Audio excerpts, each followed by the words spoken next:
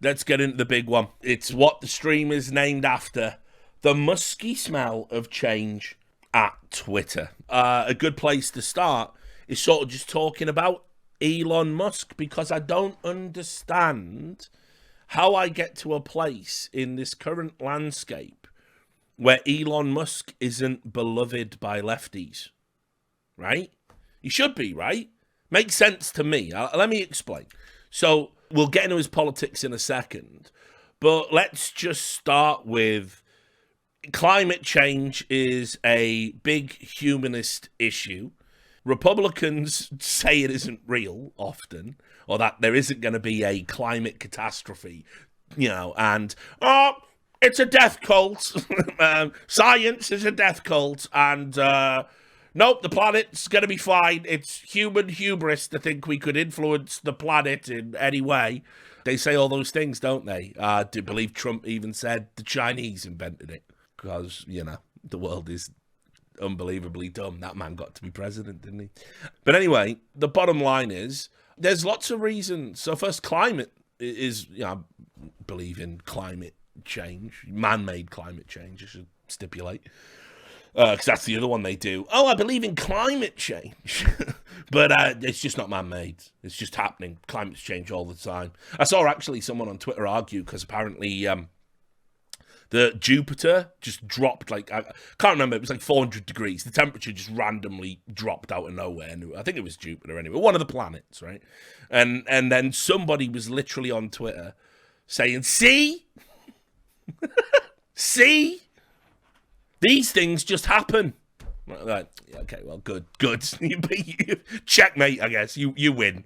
Earth, Jupiter, for real, you'll find it if you fucking Google it. So anyway, I have a tendency to be more with the fucking Democrats, American-wise, or the Labour in the UK, or the lefties, the liberals, the shit libs, whatever you want to call them when it comes to climate change. But not just for that, a lot of these fucked up tangled webs that we're in when it comes to ethical and moral consistency could all be cut away if we had renewable energy and we weren't relying on morally bankrupt oil-producing nations. It would also stop us having to invade said morally bankrupt oil-producing nations in meaningless nothing wars that just get a bunch of young working-class people killed to make millionaires billionaires.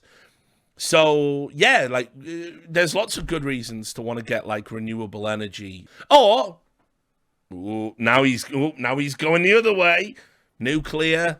I've said this a bunch. And, even Gavin Newsom, if you go and look at it, he was going to shut down that nuclear plant in California, wasn't he? And now he's having to walk it back. Because guess what? The lights can't stay on if you do it. We could have had nuclear. We could have had nuclear power. But obviously there were a number of incidents. There was that one in the UK. I always forget its name. Is it Scarfell or something? You had obviously Chernobyl. Fukushima didn't really give us some fucking, great advertisements for it, even though we did avoid a sort of cataclysmic meltdown. All of these things have created this idea that nuclear power is dangerous. It produces unbelievably dangerous waste that we can't dispose of, and it's really environmentally toxic. In reality, look, I'm not a fucking nuclear physicist, but in reality, it looks to me that if we just carried on making inroads down that, if the culture of fear hadn't dominated that conversation, I think we'd be in a better place in terms of the climate now. But whatever, because fossil fuels are the big bad, right? So Elon Musk is a guy that's he's trying to do something about it at least, right? He's making electric cars. Now, also, there's a lot of smoke and mirrors with Tesla, including, hilariously, that time. Didn't he say he made glass that was impossible to shatter?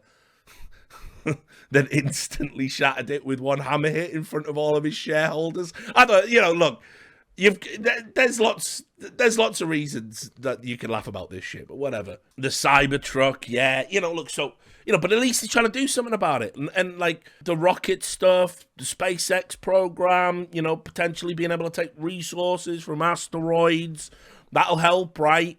Also, let's look at his politics, because I was looking this up, right? There's a website you can go to if you're interested in like what people spend their money on politically, and it's basically called Open Secrets, right? Because, you know, all of these things have to be tracked to make sure that there's no fucked up shenanigans going on. And if you have a look at the Open Secrets for Elon Musk, you can see, like, look, he's donating. So Republican.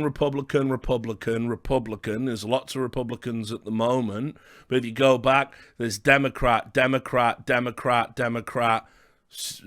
Money to PACs, that was for SpaceX, Democrat. So, like a lot of wealthy people, they generally have a tendency to give money to both parties. They might have a preference and one or the other. But as was acknowledged by CNBC, I think a while ago, this is before all of this drama came up, you know, they said, like, he donates to both parties pretty much equally if you go and have a look at it. Basically, it says Elon Musk said he prefers to stay out of politics, his lobbying efforts, campaign donations, and tweets say otherwise. And it says in that report that he donates to both parties about equally. Also, as well, here's another reason lefties should like him. He's the top donator to the ACLU. That's the American Civil Liberties Union. Now, back in the day, the ACLU was sort of a non-partisan civil liberties, free speech law firm, essentially, that would represent people to ensure their civil rights, their constitutional rights were upheld. And they took this to some extremes. Some extremes people in the modern climate might not agree with. But, for example, there is a famous case with the ACLU where there used to be this little weird dude in a weird town, and he used to put on a full Nazi uniform and Nazi flag, and he used to walk around town just like that, just, you know, just an attention-seeking loser. They were arresting him, fucking with him, nobody, you know, and the ACLU represented him and successfully argued that he had the right to do that. It was back in the 70s. So the ACLU used to be about even standing up for the rights and freedoms of society's most reprehensible people, because it is the principle. And, you know, obviously since then, we've strayed a lot from that. But I still believe, if you are a liberal and not an authoritarian in liberals' clothing, you still believe in free speech principles. You still believe in civil liberties. You don't want to impinge on people's personal freedoms because you disagree with their political views. And Elon Musk, top donor. Now, all of these things should give him like lefty fucking street cred. Loads of it, by the way, but it just doesn't for some reason. And I'm going to explain to you why. And it comes back with what I was talking about yesterday, which is, unfortunately, Twitter has broken everyone's collective brains. That's basically what it comes down to. This is an article on Time magazine. Basically, Twitter, right, is just, I keep saying it, Twitter is just a glorified internet forum. That's all it is. This article here inadvertently gets to the crux of the issue. And that is that, essentially, people don't like the things he tweets. What Elon Musk really believes. I'm going to read you this passage. This is what it all boils down to. Many people loathe Musk, who has cultivated a public persona of roguish obnoxiousness. On Twitter, where he has more than 80 million followers, he alternates in jokes, memes about sci-fi or computer chips, with silly or provocative utterances, as if he were a random shitposter. So again, I keep telling you, there are a group of people whose minds have been so broken by the existence of Twitter, they treat what you tweet as if there's like these... They've made up a bunch of like ethical rules about it. Because this argument being made here uncritically, without even questioning the argument itself, just making it as if it's a statement of fact. Because he has 80 million followers, he can't shitpost. And I see this a lot on Twitter. Remember, Donald Trump even I've said this. One of the reasons he was considered to be such a loathsome character, it was his tweets, bad tweets. The fact that he made bad tweets, aggressive tweets, tweets that people would go, "Oh look, he's harassing someone by tweeting about them," even though it's a public platform. If I hold an opinion about someone and you go and tell them they're a cunt because of it, I can't be held responsible for that. That's never been a rule. Twitter comes along, suddenly it's a rule. Yes, you've got more followers than me. Why are you quote tweeting me? Because it is a function of a public website, you fucking cretin. And this is the problem, as I said, Twitter has broken people's brains, and all the losers who are terminally online and can't just view it as what it is, an internet forum, a global internet forum that is about anything and everything. That is all Twitter is. Because these losers can't accept that, they create all of these rules to essentially empower themselves. Oh, you've got more followers than me, you can't quote tweet me, you can't reply to me, help, I'm being oppressed. These exist only in your mind and in the minds of journalists, who, as we'll get to, are the most butthurt about this for reasons that across the next 2 hours we will explore very thoroughly. But back to this article. His friend, Bill Lee, who claims to have convinced Musk to join Twitter in the first place, told me that Musk became probably the most viral social influencer ever by accident, not design, and that he viewed tweeting as a way to let off steam and connect with people directly. Well, how dare he? Actually, how dare he? How dare he view it that way? Musk has often used his platform in toxic fashion, sliming a heroic cave diver as a pedo guy. Now, spoiler, when that guy was trying to help that kid out of that cave and said Elon Musk's proposed way wouldn't work, Elon Musk called that guy pedo guy. He said he was a pedo guy because he got him mixed up with someone else, and they went to court about that. And incredibly, because America's libel laws are so fucking garbage, Elon Musk was fine to call this poor dude who's just trying to save a child's life a pedophile. I didn't agree with that. America's libel laws are garbage. They need a real overhaul. We exist in a time, by the way, where, get this, if a news reader, so let's say Rachel Maddow, but Rachel Maddow and Tucker Carlson, this both is applied to. If they go on TV and call you a murderer, a pedophile, whatever, right? They can do that because it has now been held up in court that no reasonable person could believe that they're a reliable source of information. That is for two of the biggest American network news readers. That has been upheld in court. So American libel laws need to get worked the fuck out. Because when a mainstream news anchor is making the same arguments in court that Alex Jones is, you've got a problem. But anyway, so I didn't agree with Pedo Guy Gate. He grossly mocked a senator's Twitter photo. His tweets have gotten him into trouble with the Security and Exchange Commission, which sued him for misleading investors in 2018. That was the infamous 420 tweet when he just started smoking weed, when he was dating Grimes. But Musk generally does not concern himself much with other people's feelings.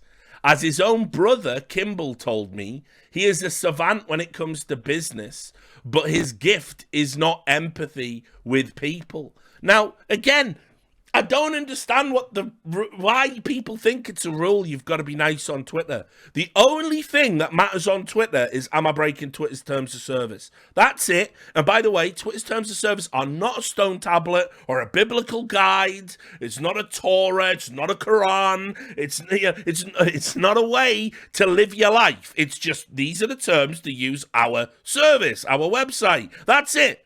If I want to call you a cunt, I'll call you a cunt. There's no rule that says I can't do that. Also, by the way, just as a rule in life, people need to get it into their head. Insulting people is an essential function of human interaction. Yeah, I said it. It's an essential function. Sometimes you act like an arsehole, don't know, and the only way it's going to get into your head is if someone fucking tells you you're being an arsehole. If you remove that function from human interaction, how the fuck can we, how can we just all have to put up with arseholes forever? No. No. I also notice strong uptake from the, yes, you must hold the powerful people accountable, speak truth to power. That's the same crowd, but don't mock me. There is no better way to fucking cut through the bullshit than mockery and derision. To make powerful figures ridiculous in the eyes of the people. That's the first step to essentially deposing them or casting them to the fucking shadowy recesses of history. It's why all of these powerful people in despotic nations, some of the first people to go are like comedians and satirists and journalists. Anyway, I do get it, but I don't think it doesn't make any sense to me why Elon Musk isn't some sort of lefty hero. Donates to Democrats, trying to fix climate change, does a bunch of cool shit. He's a billionaire that definitely seems to be aligned with a number of values over there. But because he shit posts on Twitter and definitely didn't like what Twitter did with when they spiked that New York Post story that about Hunter Biden's laptop. Spoiler, all the people that unfollow me on YouTube, I was fucking right again. Right again. You know, because of that, because he doesn't like, oh, please, Jill, may I kiss Joe's gnarly fucking toenails today? No, he doesn't have dementia. Yes, America has got appreciably worse since his election, but no more mean tweets. You know, like, because he doesn't do that. Because he just doesn't pay fealty to the DNC, like they were god emperors. He's a racist. It's mental. There are reasons to dislike Musk. I try and be balanced here. Tesla's done some terrible things to its employees. He also, somewhat petulantly, if I recall correctly, somebody gave like a fairly negative review about like a previously owned Tesla. So Elon Musk personally cancelled this individual's pre-order for the next model, saying, well, if you don't like our products, fuck you. Which, you know, that's petulant and pathetic. But equally, if that person was like a Republican, it would be, yes, Queen, wouldn't it? It's just Republicans would never drive a Tesla, would they? So, yeah, and there's a ton of anti-consumer practices around Tesla. I don't like Tesla. I wouldn't even describe myself as an Elon Musk fan, per se. Like, I saw all these fucking right-wing, again, the chuddosphere. Oh, Mr. Musk. Oh, yes, we're going to own the libs. Just pushing his buttocks. Oh, yeah. We're owning the libs. Oh, God, yes, you literally own the libs. It's just a billionaire buying another fucking piece of tech. Doesn't fucking change anything. Oh, but we're going to own the libs. Oh, I'll suck you dry if we own the libs. It's like, you're just bootlicking a different flavour of fucking oligarch, you morons. But, I'll add, Twitter is such a shithole and has negatively impacted on elections, has cozied up to fucking Saudi Arabia, has had, go see my previous videos about it, literal intelligence operatives work for it in clandestine fashion. They've lied to Congress about the things that they suppress and the tools of suppression they use. Like, I don't know if it can really get worse. I'm willing, as I was when I saw Hillary, right, and Trump, I was willing to roll the dice on the orange man, right, over the provably corrupt evil politician. You know, I'll take the provably corrupt businessman having a go at being a politician over someone who's been a politician and fucked it up. In the same way, I'll roll the dice on this billionaire owning a property that is just at rock bottom in terms of its social value. But I'm not going to drop to my knees and feel like, oh, the libs, your delicious liberal tears, oh God. Like, grow the fuck up. Why do we fetishize billionaires anyway? Who cares? Right, enough of that noise. Let me take you through a rough timeline, how this all went down. There was some massive resistance to the idea of Elon Musk buying Twitter initially. And you're going to say, why would there be? He was offering, by the way, a valuation well above what Twitter was worth, and had been, as I'll show you in the timeline. He'd been buying up shares prior to that, probably with a view of just being on the board so he could influence things. But there was so much resistance initially to Musk coming in. And I just want to explain why, okay? Because you might be a little bit perplexed. He was offering above market value. This was back when he was going to get like, I don't know, 14 billion worth of shares, which is the most he could have held and have a seat on the board. And people were resistant to it. And it doesn't make sense because that is way more money just so we can have a seat at the table and say, maybe don't ban the New York Post again.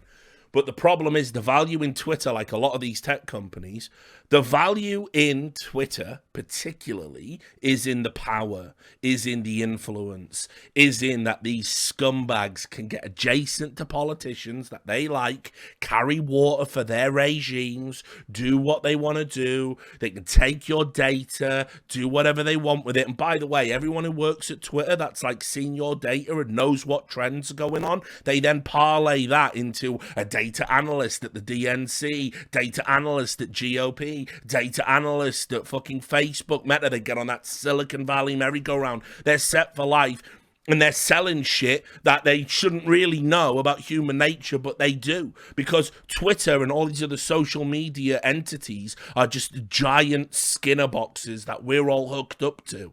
Right? And so everything they're doing is fucking with you. Everything's a test. Everything's for data. Everything's for the purposes of making it a more efficient, addictive machine.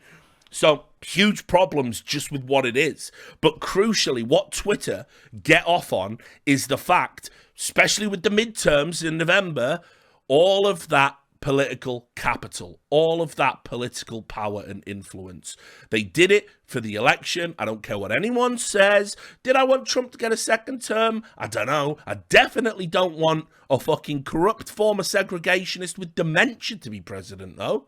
Right? So what do? I don't know. Maybe there's something wrong with the American system that you have to keep making these fatalist choices about who leads your nation. What I do know is that Hunter Biden laptop story was valid, that it showed that essentially Joe Biden had sold his office when he was vice president, had worked with corrupt nations to install his son in executive positions that he wasn't fit to be in, that was probably getting kickbacks for doing that.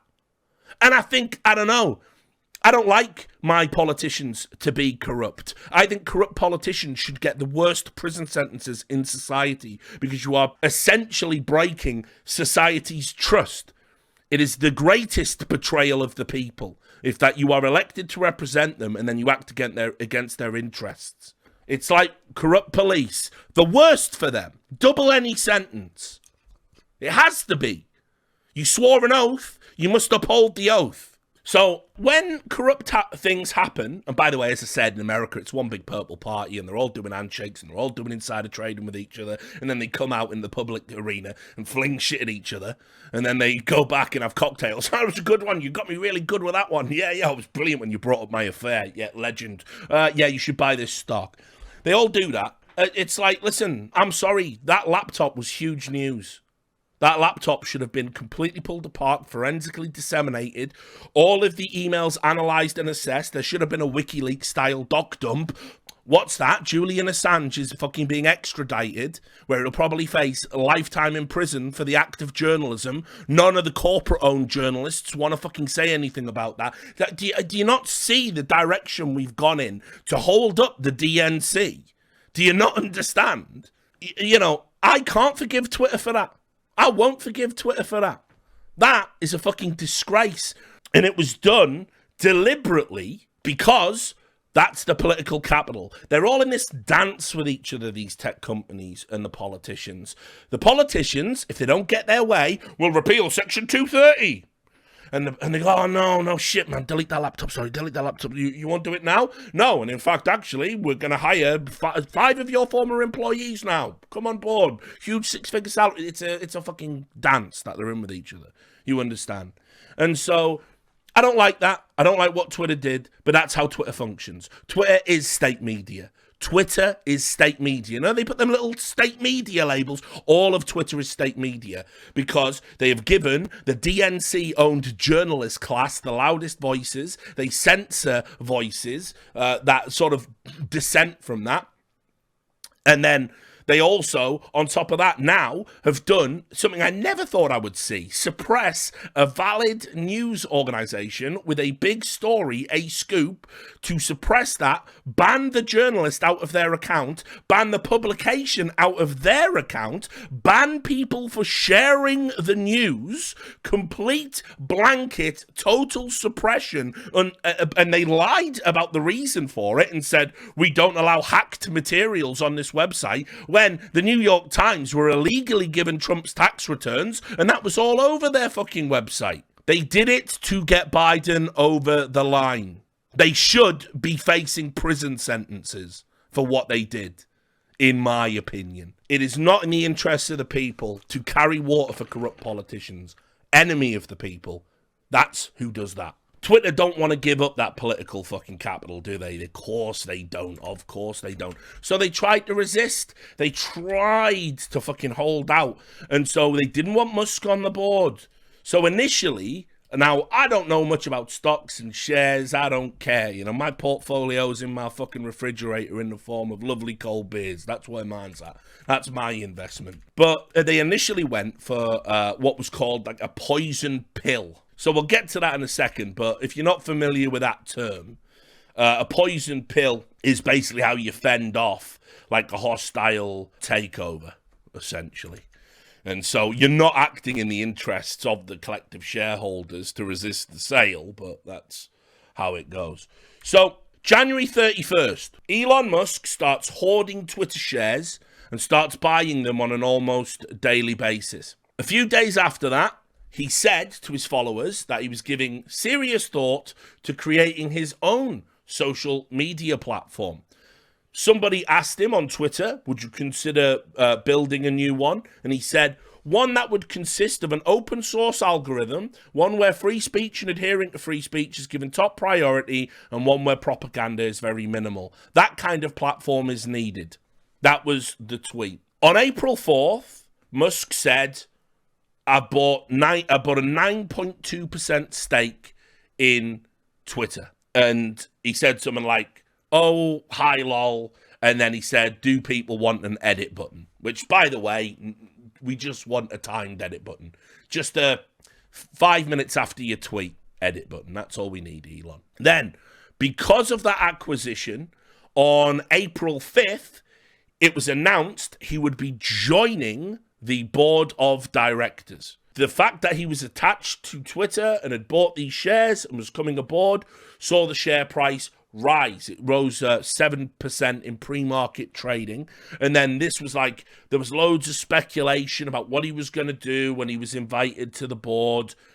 And under the terms of the initial agreement, he would have been on the board until 2024. The agreement of being on the Twitter board would have meant that he couldn't have increased his holdings beyond 14.9% of company stock. That is the rule that they have in place to stop any one entity having total control, because obviously, you know, it would just be the Saudis, wouldn't it? It would just be Saudi Arabia or China. It would be one of them. And as you can see here, the guy that's now in charge of Twitter, now that Jack left, Parag Agrawal, had said, I'm excited to share we're appointing Elon Musk to our board.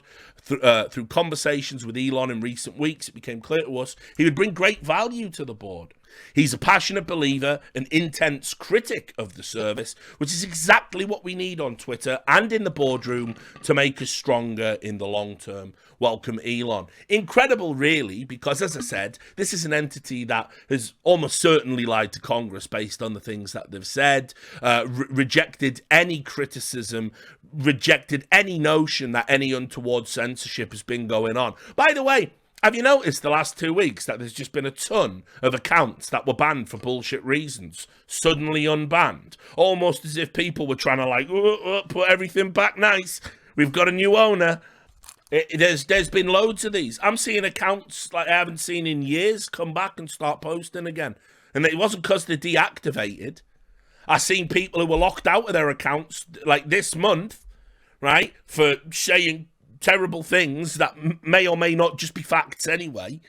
And fucking they're back posting. So I find it, I love this idea that this guy's going to come out and say, oh, we love intense criticism. It helps us get better. You didn't love criticism when it was coming from Republican voices. You didn't love criticism when you sat down in the multiple meetings you had with Congress, the multiple when you were suppressing people's political opinion. You didn't listen to any of the appeals or any of the pushback when you were banning any of the accounts that were lending their voices to people that might push back a little bit on the DNC. You didn't listen to any of the critical feedback back when you suspended the New York Post over the Hunter Biden laptop story, which, by the way, I couldn't be happier that your fucking attempt to influence an election so brazenly and to suppress a free press, all doing it under the guise of you're the good guys. I could not be so fucking happier that chain of dominoes has brought us to this point, because I'm about to show you all of the staff crying and talking about how they can't, oh no, what am I gonna do? Elon Musk owns me. Yeah, it's fucking great. It is great. It is fucking awesome. It is awesome that your company is being fucked like that, because what you did was an outrage. But anyway, by April 9th, Musk had said, I'm not joining the board of directors now. And what was hilarious there was loads of people going, Elon Musk won't join the board. Nah, all the shit libs were out. Nah, yeah. And they came to this narrative that the reason he wasn't doing it was because either A, he never really had the money, he's not a real billionaire, it's all tied up in shares, and he can't really afford it, and he was just doing this as one big shit post. Or two, because the board of director is fucking bound by behavioural code of conduct standards, company-wide, he wouldn't want to adhere to that. So he's going to give up the control and the influence so he can keep being a shit poster. Those arguments were uncritically fed into the media machine, headline after headline, shit take after shit take from all of the Twitterati, all of the blue check morons. Nobody, not one of them, sort of actually construed of the idea, what if he's going to buy the whole company? What if he doesn't want to limit his influence to just a voice round a table? What if he wants to be the fucking table? And nobody fucking figured it out, right? Nobody wanted to fucking talk about it.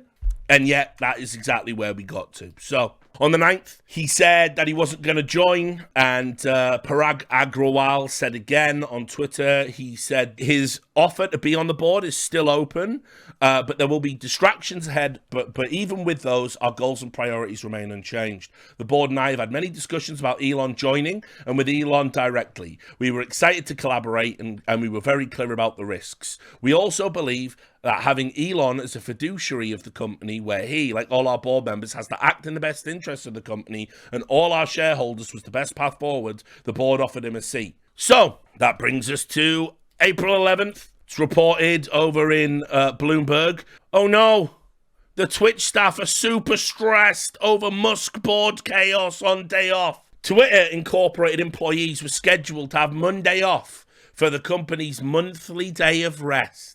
But Elon Musk made it hard not to think about work. Musk, the billionaire who disclosed this month he'd become the largest individual Twitter shareholder, backed away from a plan to join the company's board over the weekend. Days earlier, Chief Executive Officer Parag Agrawal had laid the groundwork for a friendly relationship by inviting Musk to join the board. The company was so confident he'd accept that it listed Musk as a board member on its investor relations website.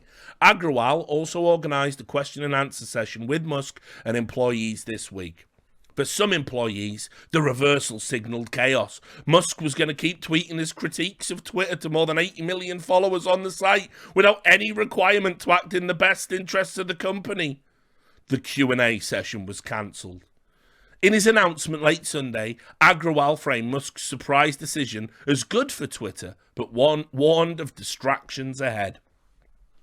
The whiplash is overwhelming, employees said. The vibe among workers at Twitter is super stressed, with employees working together to help each other get through the week. In recent days, Musk has tweeted product ideas from eliminating advertising for members of Twitter's subscription service to turning part of its San Francisco headquarters into a homeless shelter.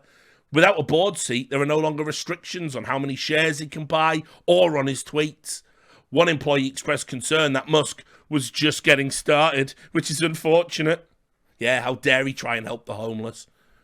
Multiple workers described the situation as a shit show. Some Twitter staffers had mixed feeling about attending the Ask Me Anything session with Musk anyway. It might have clarified whether Musk had plans to be friendly or hostile with his stake, but it could also have raised further questions about how to react to his whims. Musk's immediate chilling effect was something that bothered me significantly, said Roman Chowdhury, a director on Twitter's AI research team. Meanwhile, Musk fans on Twitter have chimed in to be critical of the product following his lead. Twitter has a beautiful culture of hilarious constructive criticism, and I saw that go silent because of his minions attacking employees, Chowdhury said. Musk's sudden change of heart over the board seat also ignited speculation about his end game, Thanos. By not joining the board, Musk, who owns just more than 9% of the company, is no longer subject to a standstill agreement that would have capped his stake at 14.9%. This decision by Elon does not bode well for Twitter, because he could increase his stake while posting increasingly antagonistic things about the platform, said Matt Navarro, a social media consultant. Twitter thought having Trump on the platform was tough. Elon Musk is going to be a corporate nightmare. Elon Musk, the new Trump, everyone. Be prepared for more shit takes like that. That corporate nightmare became a corporate reality. Because as I said, he decided, you know what? Fuck it. I'll buy the whole thing. I love it. I like it. You can fit 1 million shit takes in this bad boy. I love it. I'll buy it. It's a deal. It's a steal. It's sale of the fucking century. And then all of a sudden, everyone realized, wow, the man's actually going to do it. He's going to buy the fucking platform. He's actually going to buy the fucking whole thing. And panic. Blind panic. Saudi Arabia came out. The Saudi Arabian Public Investment Fund Element, that owns shares in Twitter, came out and said, we're increasing our stake and we don't think Elon Musk would be a good fit round here. Can you believe that? They're just wiping the blood off a fucking sword, like after having beheaded someone for being an apostate. And then, listen, that Elon Musk with his wacky ideas about helping the whole, it's just not going to fly around these parts. And the thing is, the shit libs were rejoicing. This is the mad times which shit libs are going, yes, the Saudis are going to save us from Elon Musk. Like, who are you people? How do you wake up and look at yourself in the fucking mirror on a morning? Anyway, so they literally adopted this poison pill position. So I'll take you through this and then we'll get into it. Twitter adopted a limited duration shareholder rights plan, which is often referred to as a poison pill, a day after billionaire Elon Musk offered to buy the company for $43 billion. The board voted unanimously to adopt the plan. They didn't want to lose the power, even though it was in their financial interests to sell. Under the new structure, if any person or group requires beneficial ownership of at least 15% of Twitter's outstanding common stock without the board's approval, other shareholders will be allowed to purchase additional shares at a discount. So what you do is you print more shares, you dilute the value of the shares, and that's to stop a hostile shareholder coming in and owning more shares than you and having more influence. Twitter noted that the rights plan would not prevent the board from accepting an acquisition offer if the board deems it in the best interest of the company and its shareholders. Musk already owns 9%. Yeah, we know that. And he would be limited to 14.9%. We know that.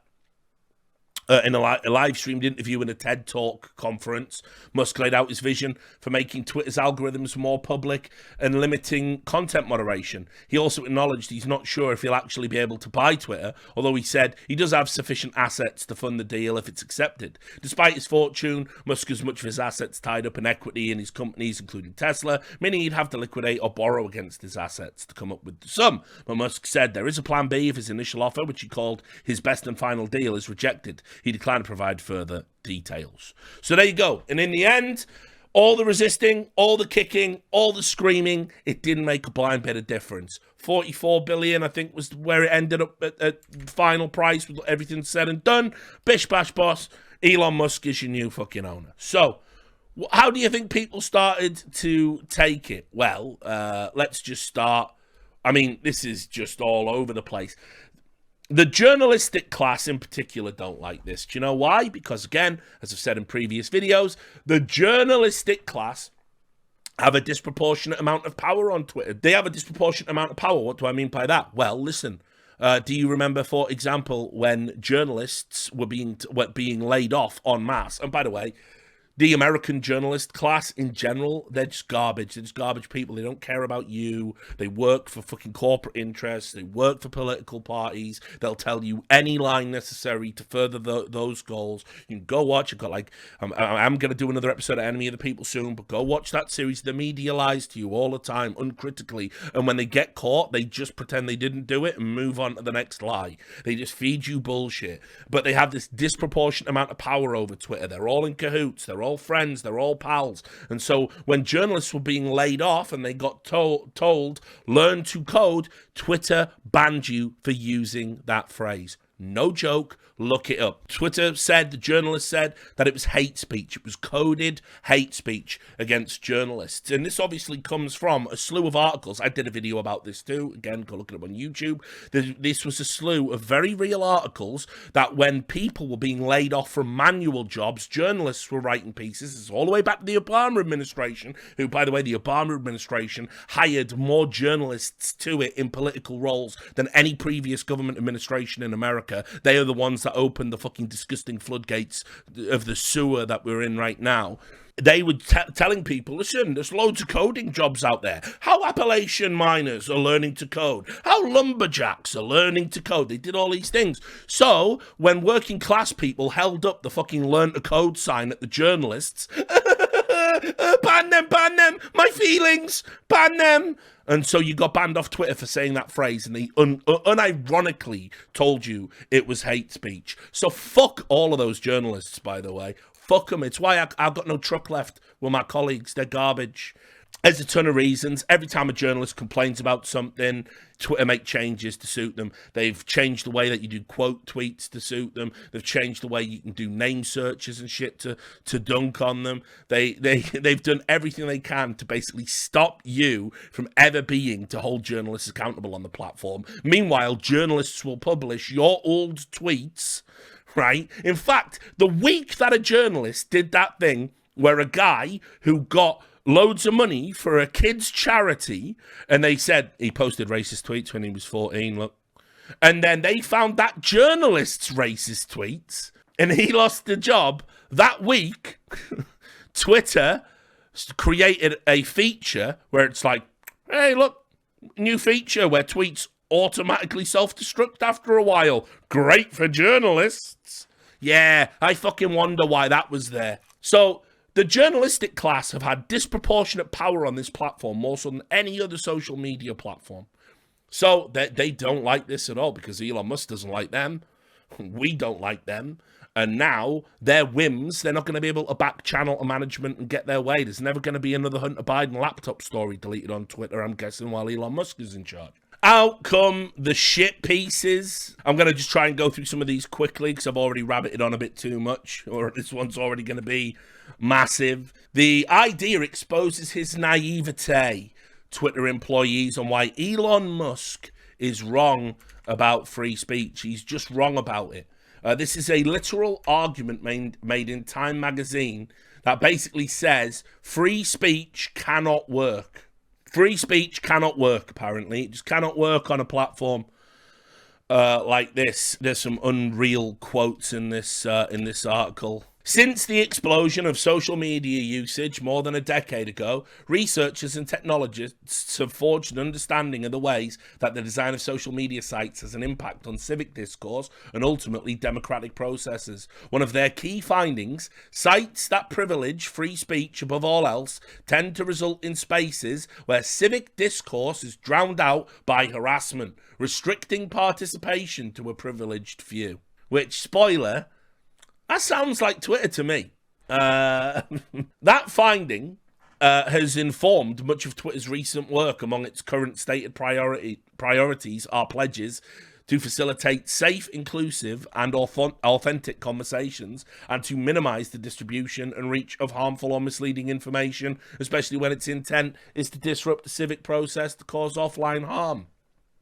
a Twitter employee on the health team, you're going to see a lot of Orwellian-style language for the next hour and a half, which focuses on keeping Twitter a safe, user-friendly space, agreed to speak with Time on the condition of anonymity. In a way, Musk's goals are aligned with ours in that we are certainly interested in protecting democracy. But the idea of bringing more free speech to the platform exposes his naivete with respect to the nuts and bolts of content moderation, the person told Time a few hours after Musk's offer was made public. If you look historically, there have been lots of platforms founded on free speech, but the reality is that they either become a cesspool that people don't want to use, or they realize there is actually the need for some level of moderation.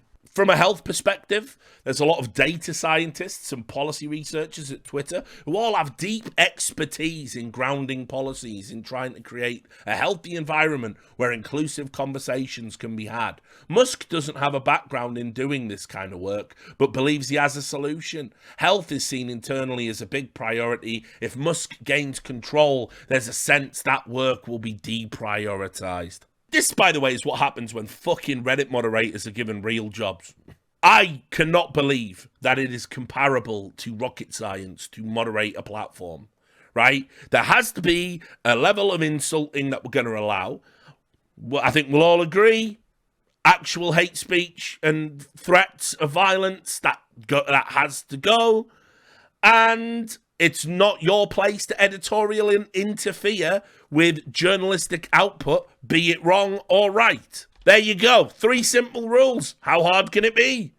Next up, we had this one on the Washington Post. It is a long-feared reality, guys. Twitter workers face a reality they've long feared. Elon Musk as an owner, no.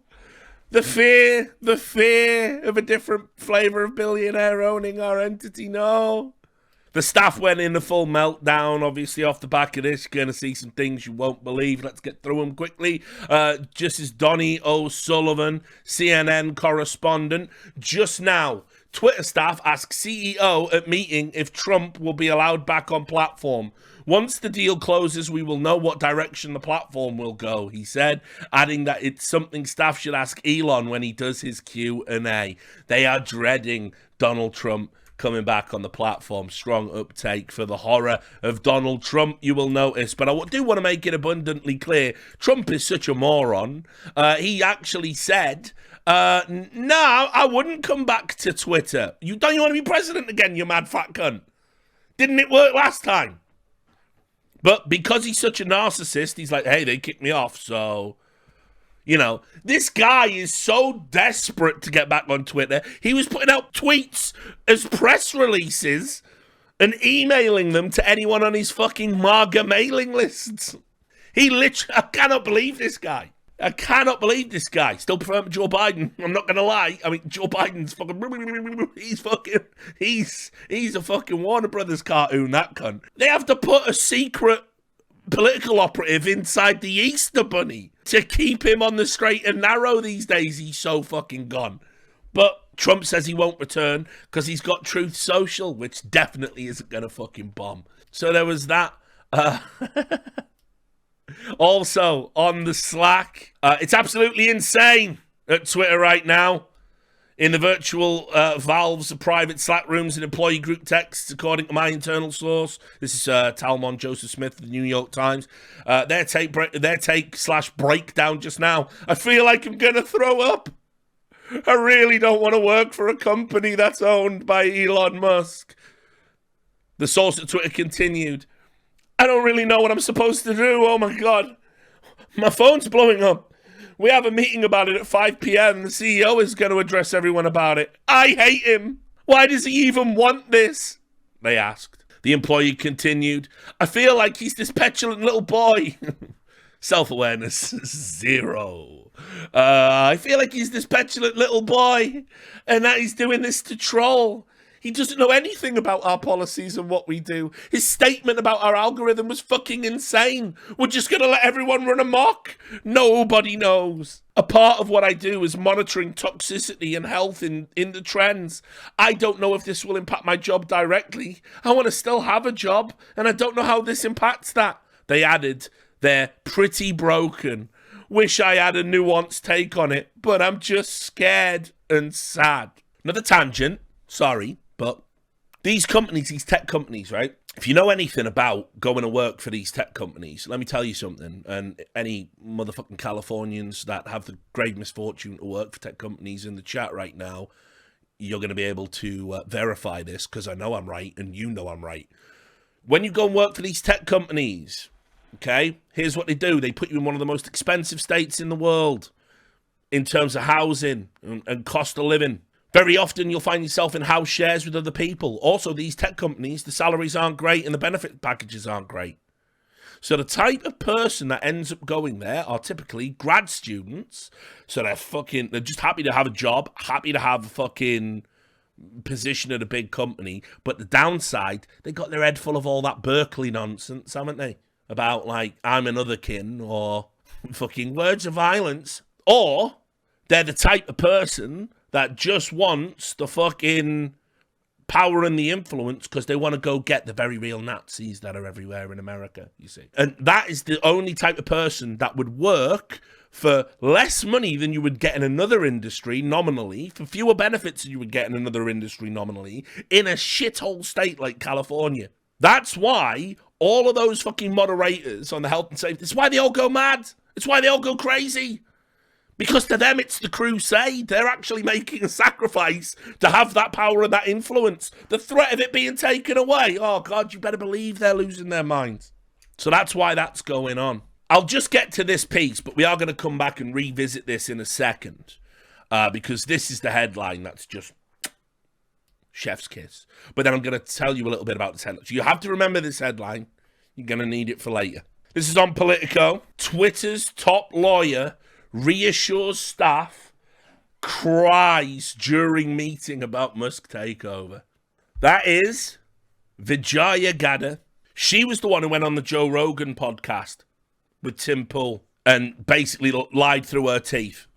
And all that happened on that podcast was, we're definitely not biased to the DNC or liberal ideals or leftist dogma. And if you can provide an example of that, I'd love to see it. They'd provide an example of that, and then she'd say, I don't think that example really reflects what we're talking about because it's not in its original context. And it was a waste of everyone's time.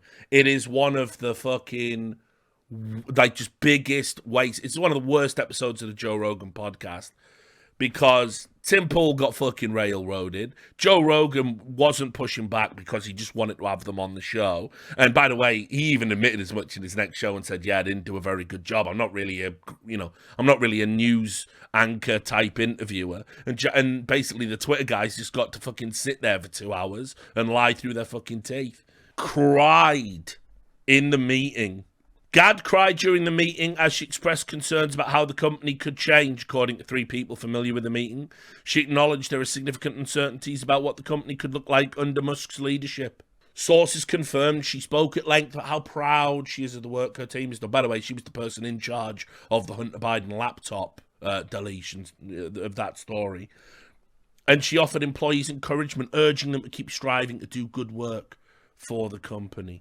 Now, just remember this story. And remember that headline. But now, let's just delve into some of the fucking just ridiculous reactions. I'm going to get through these super quick. So, this is a data scientist at Twitter publicly tweeting, I'm honestly kind of terrified right now. This is one of Twitter's engineering managers. This gets crazy. The problem with Elon Musk is that he has demonstrated a pattern of harmful behavior consistently. Don't know what that is. That disproportionately impacts marginalized people. When? So maybe let's not give him any more power than he already stole. For the first time, Twitter leadership includes someone I'd proactively blocked on this platform. See how broken everyone's fucking brains are with this shit. And then, literally, I mean, turns out, fair enough, at least this motherfucker admits it. Okay, I'm radicalized now. It's broken me. The curation lead here, I totally understand that this is entertainment for some, but please know that this is certainly not entertainment for me. Strong uptake for the phrase dangerous for democracy. This is Twitter's software engineer. And also, by the way, got to love when losers asterisk out the vowels in bad people's names. Pathetic. Point of view. You asked me why Elon Musk buying 9.2% of Twitter and getting a board seat is bad, and I'm explaining why this was clearly not his end goal, and things will certainly get worse and potentially be dangerous for democracy and global affairs. Curation staff. Here, I am the Joker now. Another radicalised person. Well, at least radicalised in clown makeup, which feels appropriate. Hi, all non-tweeps. Please stop texting me. Yes, I know. No, I don't want to talk to you about it. This is a designer dropping a bit of fucking endgame. I don't feel so good. An engineering lead just posted their heart monitor, which I stopped wearing mine, as I was telling you yesterday, but how things are going. No. Elon Musk is buying Twitter, my heart. This is the former head of localization saying that moving forward, because Musk owns the platform, Musk owned Twitter, is one of the greatest threats to the 2022 and 2024 elections. We are fucked if this happens.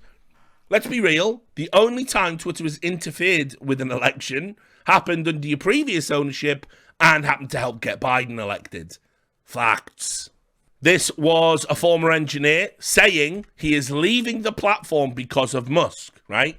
There's a lot of this, the exodus that never happened, including our good friend Talcum X. How nice it's going to be to talk about Sean King again.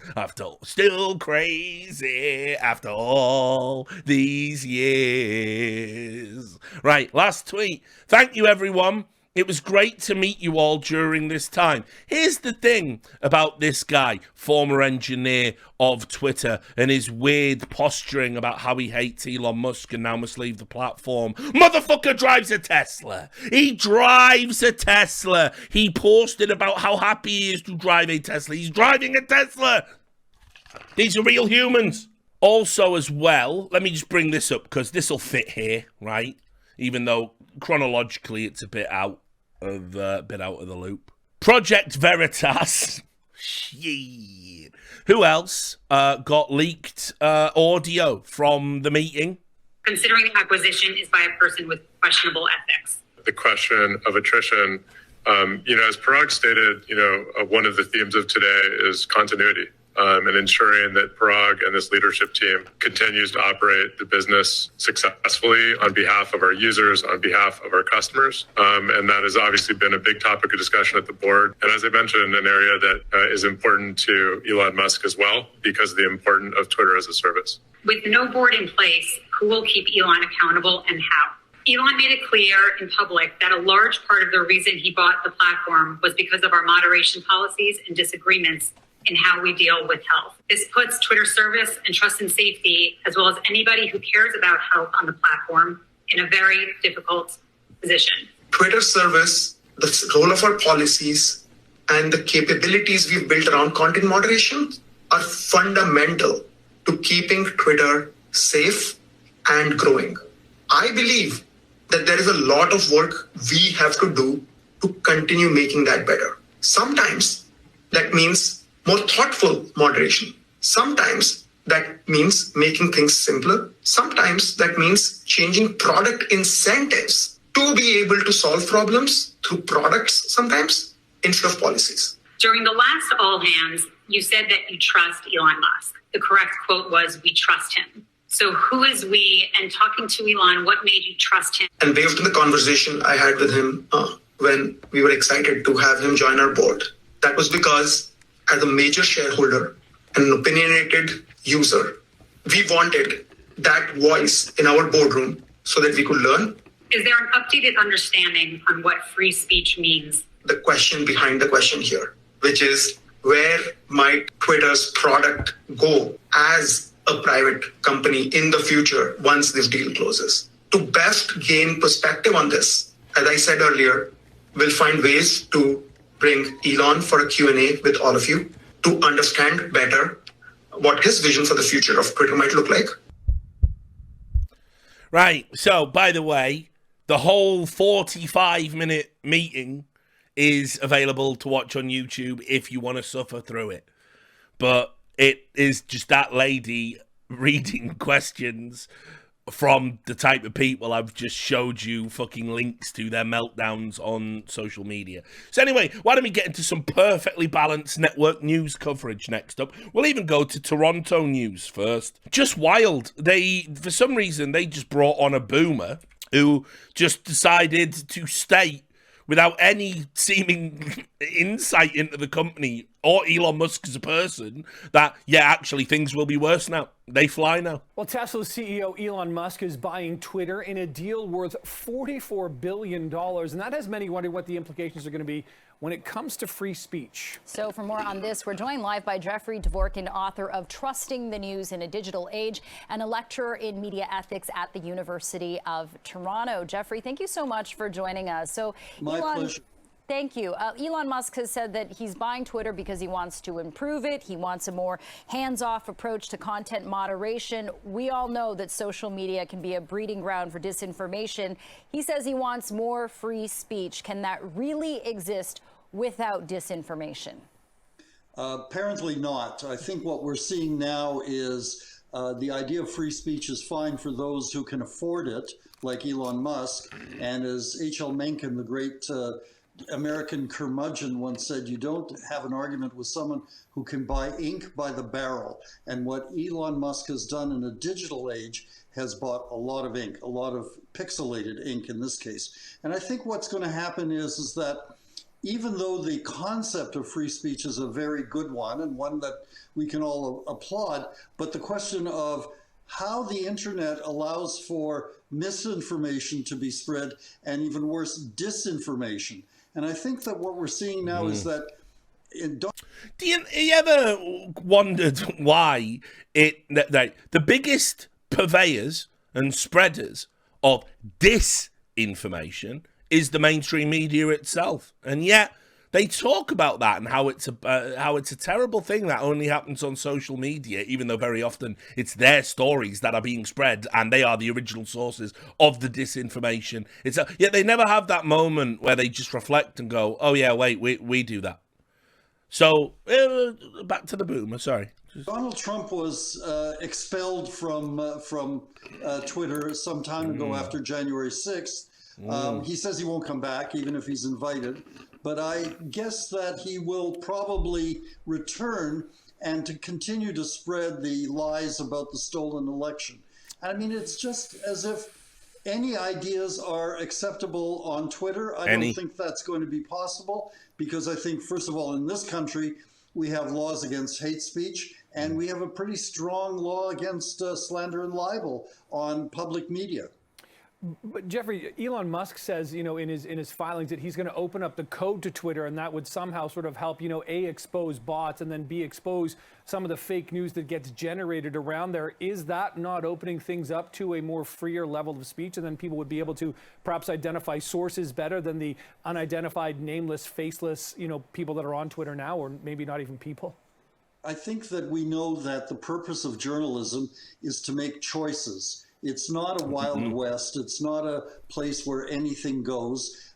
Every media organization, every journalistic organization makes a decision constantly as to what is acceptable and what is not acceptable.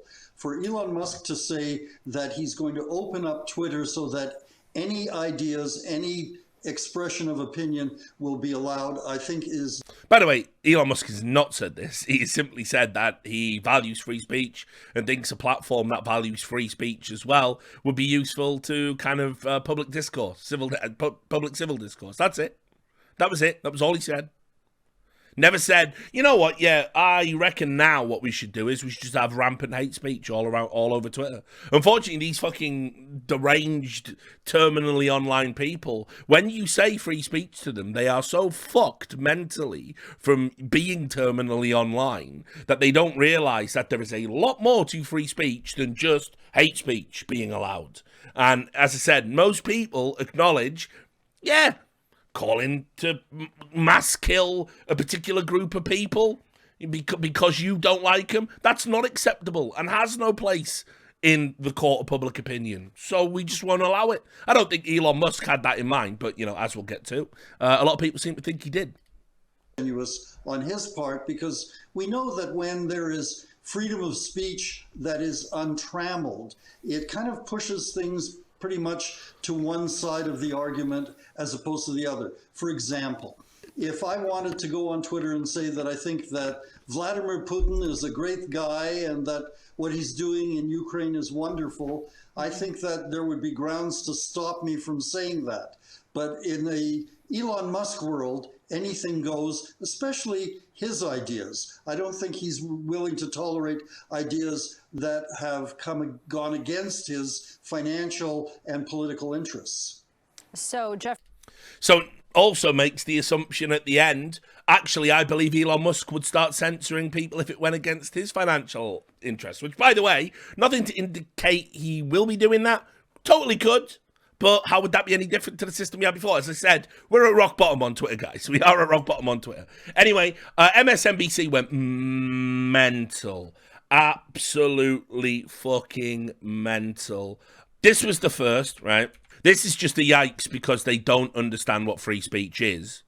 And they even use... You can't yell fire in a movie. They even use the fucking quote that is always used to where you go back and you can't yell fire in a movie theater. What are the ground rules? And the issue is whether it's Elon Musk or anybody else, it's a problem that's bigger than Elon Musk. What the right has already seized is this ground that they're on the side of free speech. They're really not. They're for the political version of yelling fire in a movie theater. Yes, they are. One other data point, New Republic did a survey that said, was January 6th, fill in one of two sentences, was January 6th. January 6th. Anyway, keep in mind, by the way, that I don't know, again, just for balance, while, as people know, didn't really fucking have any truck with January 6th, I publicly tweeted and said, all of these stop the steal morons and release the Kraken. I said, if you want to ever be politically credible again, just distance yourself from those nutcases, right? Like 100%. But here's the other thing. You want to talk about shouting, if you want to talk about the political equivalent of shouting fire in a public theatre, how about the Steele dossier, complete lies that you funded from a disgraced intelligence officer that said your political opponent stayed in a hotel and had hookers piss on a bed in front of him that because Obama once slept in it? What about that being run on CNN? Right? Is that not shouting it? Okay, what about Joe Biden saying the laptop's a lie and 50 intelligence operatives say that actually it was a Russian hoax, Russian disinformation? Actually, while we're on it, what about 4 years of Russians interfered with and stole our election based on the evidence of a Facebook page? I don't really know. So if you want to talk about shouting fire, what about the Steve Scalise shooting by a radicalized person? What about, by the way, that racially motivated shooting that just happened in New York? What about that? Oh, yeah, we're not talking about that. Right, sorry. Not narratively convenient. I guess we can't say those people were radicalized by the shit you were saying about Republicans being neo-Nazis in a nation with guns where it's in your constitutional right to fight fascists. You don't think that's shouting fire in a theatre? No, of course you don't, because that would require some form of fucking self-awareness. The first casualty in the US media landscape. And remember, Julian Assange, not a journalist, even though he was exposing documents that proved political party corruption. Why is he not a journalist? Wrong political party. Joy Reid, the most awful figure in network news. So MSNBC went all in on this. Where to begin? Here's her segment. It's called The Readout. It's 8 minutes of sheer grueling horror, for which I apologize. To America's Gilded Age in the late 19th century. It was a time of rapid economic growth, but also a period of gross materialism and blatant political corruption. The wealthy grew even wealthier. Sorry, because I know some people might not follow the media like I do who are watching right now. I just want to make it clear. Joy Reid is someone who despite the fact it was exposed she used to have a blog that had some very wacky ideas about what happened on September the 11th, about certain entities that are residents of New York, and about gay people.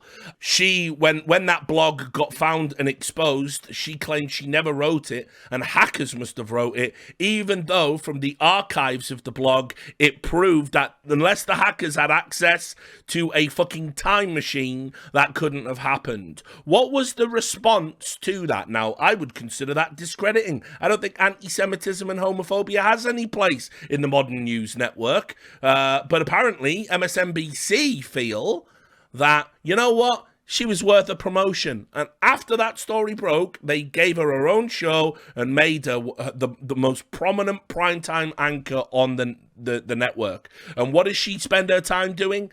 Garbage like this. If you've never watched the readout before, you are not prepared for what you are about to see.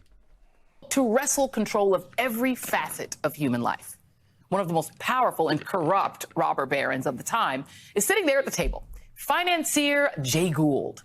Gould used every underhanded trick, from bribing public officials to massively manipulating stocks. I am not going to say anything about what is on the screen right now, but I do find it interesting Joy Reid has chosen that. He had control over railroad lines and newspapers, and for a time, he single-handedly controlled America's telegraph wires. And with those wires, Jay Gould controlled the flow of information in this country. Fast forward to today. You could make the case we are living in a new Gilded Age, where you have people with extraordinary wealth, like Elon Musk, as Axios points out, looking to follow in the footsteps of people like Gould. And they want to control everything from the courts to...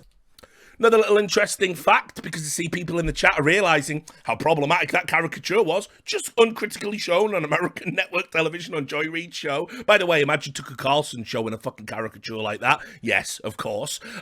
Just so you know as well, Joy Reid also on her show back in 2016 had a body language expert to come on and explain why Bernie Sanders was creepy, to which she did the happy merchant pose. She is fucking vile. She is a vile, vile person. I cannot express this enough. It staggers me every day that she has this platform. To the leading forums for information sharing. And today it became official. Twitter accepted Musk's $44 billion offer to buy the company and put control of this dominant social media platform into his hands. It is not enough for the richest man in the world to try to replace agencies like NASA and send people to near space. He also wants to control what he calls the town square. Twitter has become kind of the de facto town square. It's just really important that people have both the reality and the perception that they are able to speak freely within the bounds of the law. Now Elon Musk will own the town square. With me now, Anand Giridharadas, publisher of The Ink and author of Winners Take All. Now, this is framed in MSNBC's world as a meeting of minds. Ugh, I'm stealing myself. Elite charade of changing the world. So, Anand, my friend, what does it mean for Elon Musk to privately own the town square? It's such a good analogy, and I love that setup, except I would make one disanalogy from the period you talked about. Those people 100 years ago did not own portals into a billion people's minds in real time, right? The nature of the technology is now such that if you are now Elon Musk or a Mark Zuckerberg or others, it is not just owning a newspaper or owning the railroads and owning this and that. It is specifically this particular kind of straw into the live consciousness of a very large chunk of humanity at all times. There's studies that have been shown that this power can be used to tilt elections if someone were to want to use it that way. And so what you're seeing right now, and I call it winners take all for a reason. This is the winners take all playbook. First, You just try to make money. That's the kind of foundational overriding goal. But if you just do that, you're going to have regulatory pressure. You're going to have people mad at you after a certain point. You're going to have all kinds of problems. And so what you do is you take the spoils of that money making and you buy political influence in Washington. You fund super PACs. You fund things like the Federalist Society, different approaches that you know well. And then you start investing in rigging the discourse. It's not enough to just rig law and policy. You want to rig the discourse. You want to make sure you control the terms on which people can talk back at you. Right. I'm curious what the safeguards are at Twitter after this acquisition. Do people get to read the DMs of the leading dissident? And what's crazy about this is he has literally just described everything we know the DNC do. It's just there. It's just there. It is just there. And he is saying, no, this is where we're going to get to. But the reality is, it's where we are. These are all established, apparatus. But now we're worried about it because Musk might do it and Trump might be back on the platform. Dissidents and journalists and regulators in the world. I have DM'd over the years with people who work in governments, people who have critical positions relative to all kinds of authority. I'm curious, what are the safeguards preventing the world's richest man? I'm sure there are some. I'd love to hear what they are. But this is truly the winners take all world, where not just, as you said, not just one form of power, but every form of power is used to purchase the next, and up to the point where we are fully encircled and democracy itself is suffocated. And, I would doubt that there would be very many safeguards. I mean, Elon Musk calls himself a free speech absolutist. Well, first of all, that's BS, because he has a long history of literally threatening to sue bloggers who say things he doesn't like about him or who post things about Tesla that he doesn't like. Which is all true. Well, the second part of the sentence is true. And I've never heard him use the term free speech absolutist, I've never said he's an absolutist. I can't recall of a time he's used that specific phrase. But here's the other thing as well. When I seem to recall there was a time when people were getting banned off Twitter and people were saying, there should be some safeguards to stop this. And people went, if you don't like it, you just build your own platform. Yeah. And then people went and built their own platform, and then companies that should be competitors colluded together to get them kicked off all of the fucking app sharing servers that they fucking host, and then so you can't even build your new platform. No, actually, we just prefer to have the political capital if it's all the same with you. And then when people said, well, what are the safeguards about that? Just build your own server company. So I remember there was a lot of that going on at the time, but now it's important to have safeguards and guardrails. And I'm not going to talk about it tonight, but the Biden administration has literally just said, yeah, what we need now is a Ministry of Truth. Or rather, isn't it, what's it called? Like the Department of fucking Disinformation Control. It is so, they think you're so stupid. They think you're so fucking stupid. It is absolutely ridiculous. His history is that it's free speech, sure, but don't say anything about me I don't like because I will sue you. He also, I think, is showing, I think it's a tell, and I don't know if you agree with this. The right has made multiple attempts to remake Twitter. They've had Getter, which I'm sorry, it does sound like a porn name. They've had Parler. They've had Gab, which is full of Nazis. They've had all, and it never works because the thing is they don't want to talk to each other. They want to talk to us. They want to talk to the culture. They want to, if they were where Black Twitter was not, they would be sad because they couldn't attack Black people.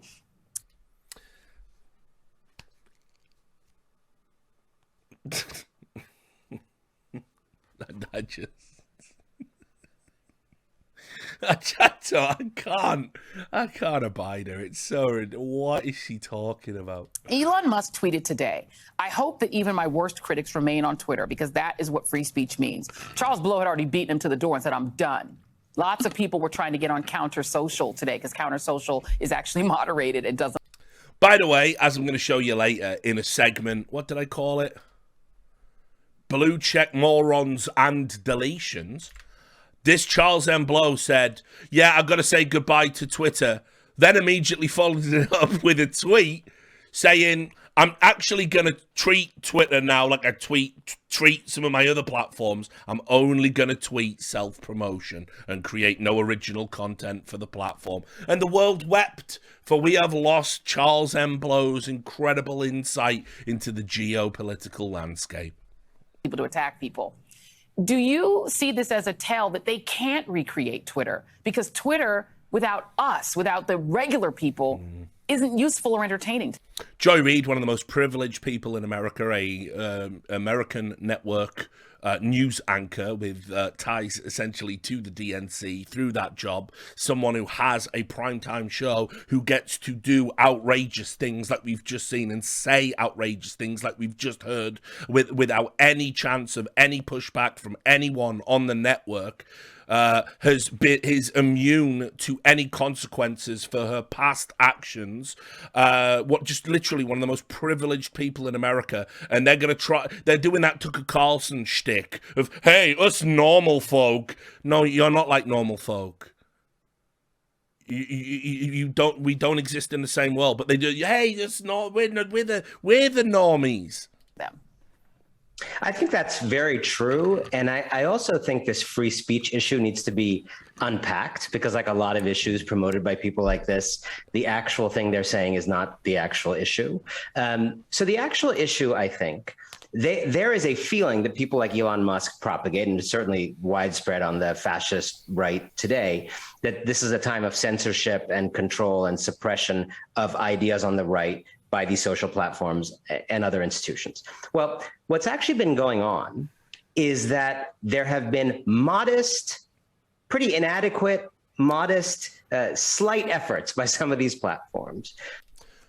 Modest, slight efforts, such as taking a valid news story from one of the oldest newspapers in America, making the link to that story disappear, banning anyone for posting the link to that story, banning the journalist out of their account, banning the publication from their account, colluding with a rival company after the CIA told you directly, it's definitely Russian disinformation, to have it suppressed on that platform as well, and then wait until it's all gone away and the journalists wash their hands of it and pretend it was Russian disinformation, allow those now provable lies to be spread on your platform, wait until the end of the election and say, fuck, we got that one wrong. Modest measures, ladies and gentlemen. To solve an actual free speech issue, which is that so many human beings feeling so unsafe and being so unsafe when they use these platforms, being bullied, being harassed, being brigaded, being doxxed for the crime of being female or of color or both, that you were actually drastically limiting the amount of speech out there because people just don't want to play in that kind of sandbox. And these platforms have understood that and have made faint, modest efforts to address that by saying, let's not have as much Nazism on the platform. Let's not have as much misogyny and bullying. Let's still have a lot of it, but less. Anyone who's ever actually reported a tweet knows that it almost never still is shut down. But they've tried. And this is what's called censorship. Elon Musk lives in a world in which the only kind of free speech is white men feeling free to say whatever the hell they want. And what he doesn't understand, what a lot of those folks don't understand, is speech is actually freer when everybody not only has the opportunity to have an account and able to afford a phone to be able to tweet, but can feel safe, can know that they're not going to get harassed, can know that they're not going to get outed, can know they're not going to get piled on. Weird, because there was this big debate, wasn't there, around women's sports? I can't remember the specifics, guys. But I do remember there was definitely a lot of harassment going on towards one side of that particular argument. I didn't see anybody shedding any fucking tears about it, did you? But I thought, well, you know, hey, I agree. I think both sides. I think it is better when both sides can get round the table and talk. Couldn't agree more. And I think bullying and harassment's wrong and bad. the kind of astroturfed stands of some very rich man, and this future in which there would actually be more abundant and equitable speech terrifies the crap out of people like Elon Musk. Indeed. I mean, there was a time when anybody who was Jewish on Twitter, if you expressed views that were anywhere to the left. Producer's been in her ear. You've just shown an anti-Semitic caricature. You need to bring it back at the end of the segment. Of Donald Trump, you would get the into the oven response almost immediately. And these people literally I think she just wanted to say that phrase on television, if I'm being honest with you. Follow you so that 10 seconds after you tweet anything, you get the monkey attacks, and it's a constant assault. And without the ability to assault, they're not entertained. They're not entertained. Correct. And so they want to abuse. And in their mind, that's free speech, as you said, because a certain type of person must be able to harass you. Baby, no, you don't have the right to harass anybody. People can leave. They can choose to not be in that space anymore. And some people will. I can tell you, look, if y'all want to follow me on Counter Social, I'm at Joanne Reed. Okay, I'm just gonna... I think I'll be all right, Joy. Thanks for your incredible insight into this very complicated problem. Also, as well, this will blow your mind. We'll have a palate cleanser. We'll have some comedy, because I know too much Joy Reid can be bad for your health. MSNBC, again, if you want to see a total lack of self-awareness from a mainstream US media outlet, remember the Hunter Biden laptop story, remember what happened with it, and then check out this segment where someone on MSNBC speculates about the type of thing Elon Musk could do with total power and total dominion over the platform. You own all of Twitter or Facebook or what have you.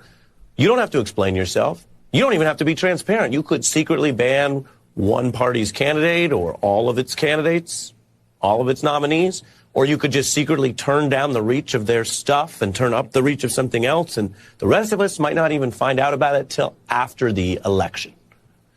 Elon Musk says this is all to help people because he is just a free speech, philosophically clear, open-minded helper. You own... It's mad. You did that. You did that. MSNBC did that. You said it was Russian disinformation. It's like, guys, you did this. You did the thing you're claiming to be afraid of. It happened under the previous ownership. Ridiculous. It wouldn't be a network media meltdown without having a hilarious look at the king of the potato people, Brian Stelter. Word on the street, by the way, guys. I know you love my media coverage. I'm a media student. You love this. The king of the potato people might be getting fired, as all of Zucker's cronies are getting laid off from CNN, pending this Cuomo lawsuit, which is gonna the skeletons that have already come tumbling out of that. Oh yes, and of course CNN Plus cratered.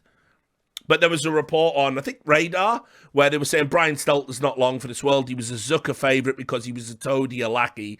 But actually, most people find him so physically repulsive. I got to say, as an overweight, balding guy myself, I can share a little bit of sympathy. Most people find him so physically repulsive because he doesn't look like people that should be on network television. Oh, the king of the potato people, you poor, poor man. By the way, also, I do want to remind you, he's like 6 years younger than me. There's not a law that forbids Twitter from having Donald Trump on. That was a company choice, a company policy change. I suspect those policies are going to change. When reading through the lines of this press release, the board decided it had to take this offer. The board did not want to take this offer necessarily. They looked for other buyers, as every indication. They now have to hand over the keys to Elon Musk, unless there's a snag. I do suspect we're going to see politicians who were booted off get back on.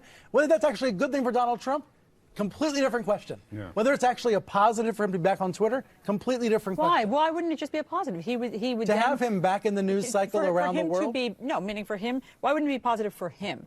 To be back, to have a huge megaphone, to maybe run for president with his huge megaphone, this would be a plus for Donald Trump.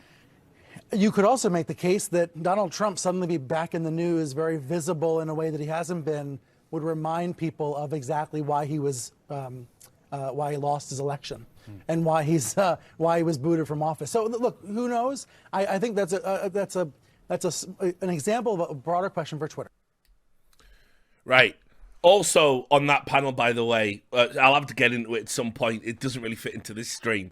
Van Jones, of course, who you remember in an article which got me massively attacked on Twitter, where I said he pretended to cry when Joe Biden was elected. I said that because he pretended to cry when Joe Biden was elected, saying it was an amazing day for black people in America. It's like a veil has been lifted, he said with crocodile tears in his eyes. He now came out today and said it's got worse for black people under Biden. There's no denying it. It's like, yeah, I don't know. Maybe electing the guy that wrote the laws that have disproportionately harmed the black community in America for years. Maybe electing him to be the president and not even the best version of him, a literal hollowed out version of him with dementia. Maybe that wasn't the play, guys. I don't know.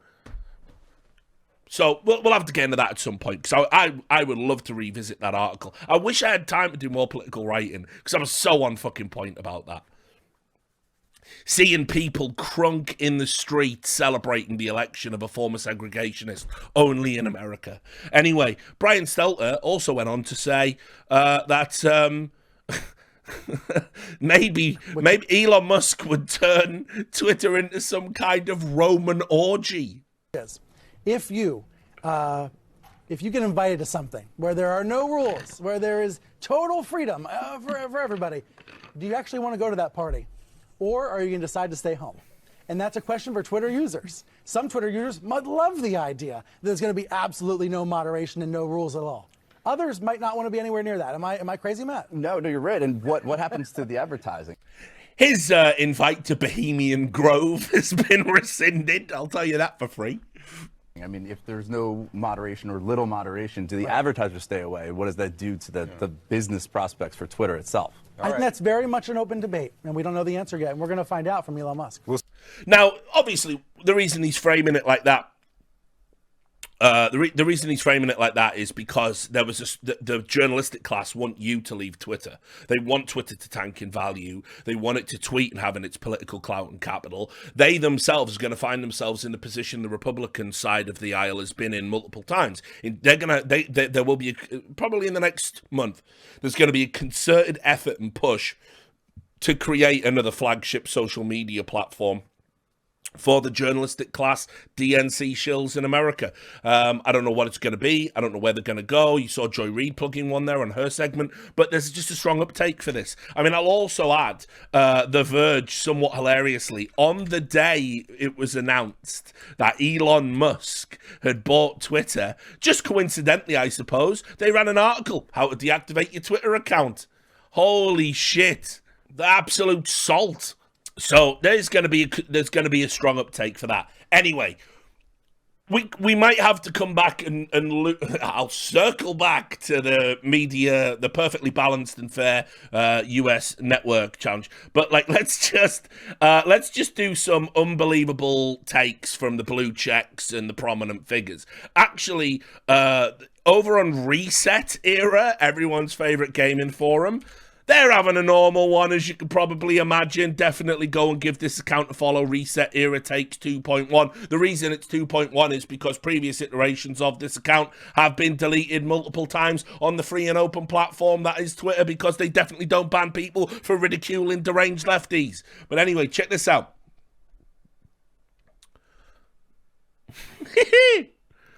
All the fascist harassment this scumbag is going to enable by killing moderation will have consequences.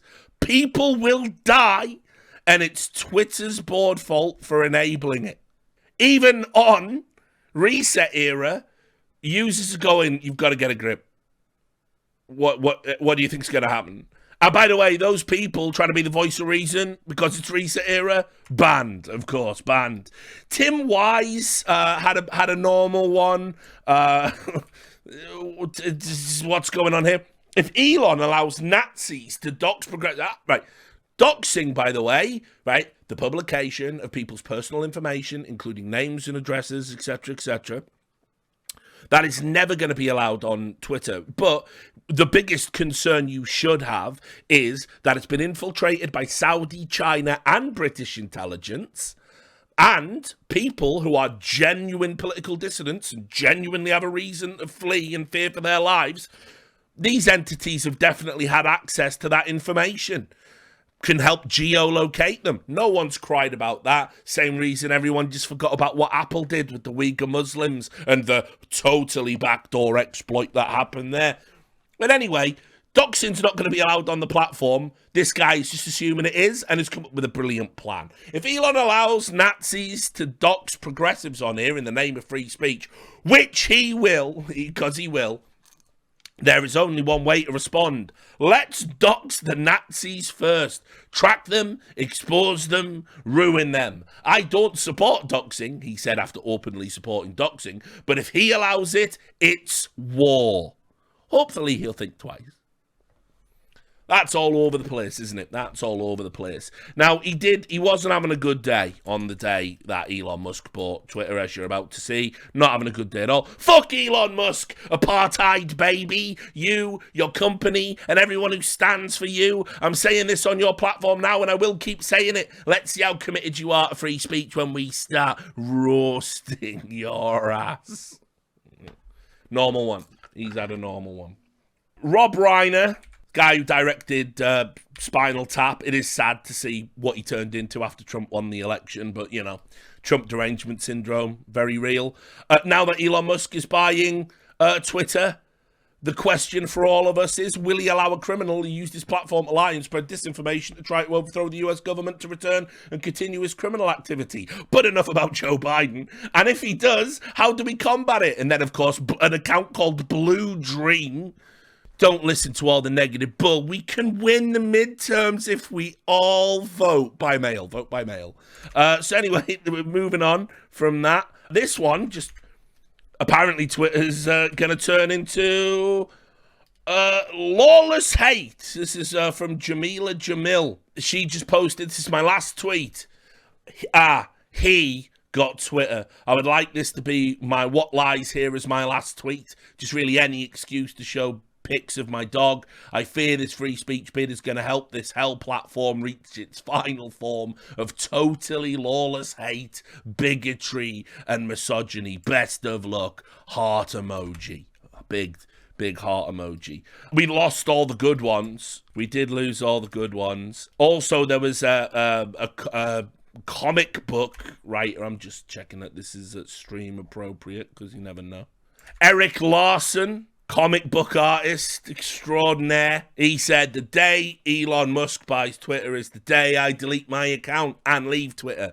Nothing good can come from Elon Musk buying Twitter now, as you'll notice from the date. He said that back when Elon Musk was on the board, but then pulling out of being on the board and potentially buying the whole thing. So he did a gamble, and the problem with that is sometimes you can get caught out on it. Let me just get into some of his other ones, because he had I don't want to call it a meltdown because that's a bit hyperbolic, but you know what I mean? He wasn't having a good time. At some point, the First Amendment protecting free speech was maliciously altered to the freedom to lie.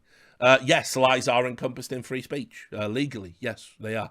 The freedom to lie with impunity is one of the biggest dangers to American democracy. I mean, I agree when the fucking media and politicians do it. If I do it, it doesn't make a difference, does it? But, you know, they can. Probably start fixing that. This platform would become an even more hellish landscape of lies and information under Musk. To be fair, he put himself in a corner, and he deleted his account, and he's gone off Twitter. And again, a lot of tears. Now, you remember how Elon Musk is the biggest donor in the ACLU's history, and the ACLU is meant to be a pro-civil rights, pro-free speech organization. Guess who was upset about Elon Musk buying Twitter and saying he wanted to make it a free speech platform? The ACLU. Yep. This is according to Reuters. Human rights groups, including the ACLU and Amnesty International, have raised concerns about hate speech on Twitter and the power that Elon Musk, a self-described free speech absolutist, I guess he must have said it at some point, would have after his acquisition. So the ACLU, by the way, they're out. They're out on Musk, the guy that's given them more money than any other individual entity. It's fine. The worst person in the world. It's this guy and Joy Reid. It's awesome. This guy. Oh, you've had a Donny delete. Oh, have you? No, hang on. Surely not. You would never delete. That shows self-awareness and contrition. Yeah, there it is. Aaron Rupar, who is the worst person on Twitter. By the way, if you don't know who Aaron Rupar is, formerly of Vox. Already a red flag, but also I think used to work for Media Matters of America, a Democratic PAC. He is a guy who masquerades as an independent journalist, but what he does is he watches Fox News, takes out of context clips of Tucker Carlson and posts them. He selectively and deceptively edits videos of Republican politicians. He tweets things with a video, hoping people won't watch the video, and says the exact opposite of what's happening in the words, just to make it look like they're real. He's one of the most popular journalists on the platform. He's got almost 750,000 followers. If Twitter wanted to improve the health of civic discourse, you start by banning that guy tomorrow. He is absolute garbage. He's absolute garbage. He's a propagandist masquerading as a journalist. All of his stuff is absolutely false. He gets dunked on all of the time for it. And because Twitter, their moderation policy has never been about stopping disinformation. He is the biggest purveyor of it. He's allowed to be on the platform. The worst people in the world think this is great news, which tells you everything you need to know. By the way, I know that Kyron there says today's a major win for free speech, but if you actually watch that Tucker Carlson segment, which I do, because even though I think Tucker Carlson just goes off the fucking rails, basically 7 out of every 10 monologues, I kind of go, yeah, all right then. And then he'll do them 3 where he's going, does he eat dogs? And I go, oh, Tucker, for fuck's sake, mate. Why? But anyway, because, I like to get a bit of everything in my news diet. I'm not, you have to. It's the only way it makes sense of the world. But anyway, later on in that same segment, he literally says, now, Elon Musk could censor the platform in different ways. He could absolutely censor it to be pro-Elon Musk. He could, open up relations with China or whatever. He totally could do that, and it would be his right to do that as a private company, and we wouldn't like that. So he even acknowledges that, yes, it's fraught with peril, but it's already bad. So Kathy Griffin, someone who held up a fucking severed head of Donald Trump and thought that was acceptable, and also lied about COVID, and also said that Nick Sandman, the kid in the MAGA hat, said he should be doxxed on the platform. Again, by all the rules, should be banned, but she plays for the right team. She decided to talk about the danger. The danger. Think of the damage Zuckerberg has done with Facebook. Musk is a Piers Morgan-level media, thirsty, vindictive, white supremacist who is looking to convince you he's an innovative disruptor. And remember, by the way, guys, American libel laws are so ridiculous, she can call the wealthiest man in America a white supremacist with no evidence at all, and people will say, and in court, they would say, you can't prove that it was malicious, and she's a comedian, so who would believe it? And actually, if you look at it, he did post a Pepe the Frog sign one time, case dismissed. That's their libel laws. The author of the incredible book White Tears, Hari Kunzru, says if Musk buys Twitter and puts Trump back on here, it will reduce the quality of his life. Touch grass. It's got to be said, guys. Come on. This is silly now. That should never be true.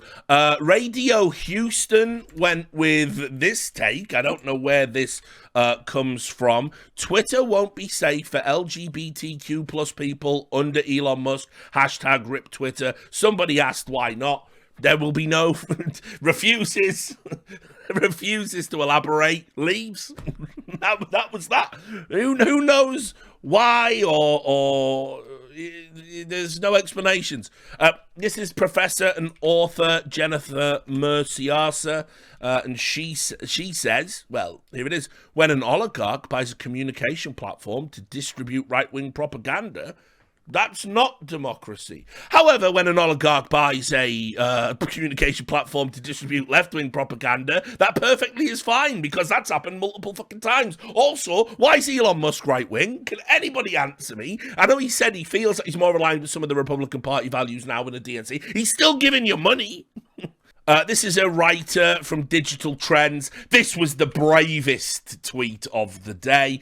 Realistically, I'm probably not going to leave Twitter if Musk buys it. Didn't even have the fucking self-control to just walk away from Twitter if you feel that strongly about it. But look at this. But I will block the Babylon Bee the second he unbans it. It'll be the most hustle I ever put into something in my life. Well, that probably is true, my friend. You seem to be a stunning and brave and successful individual. The DNC shill radio host, Dean Obadala, he just went fucking crazy. This is mental, this tweet. I wonder if Elon Musk will copy the apartheid rules of his home country, South Africa, and give us check marks based on our skin colour. The whiter the check mark, the more rights you have on Twitter.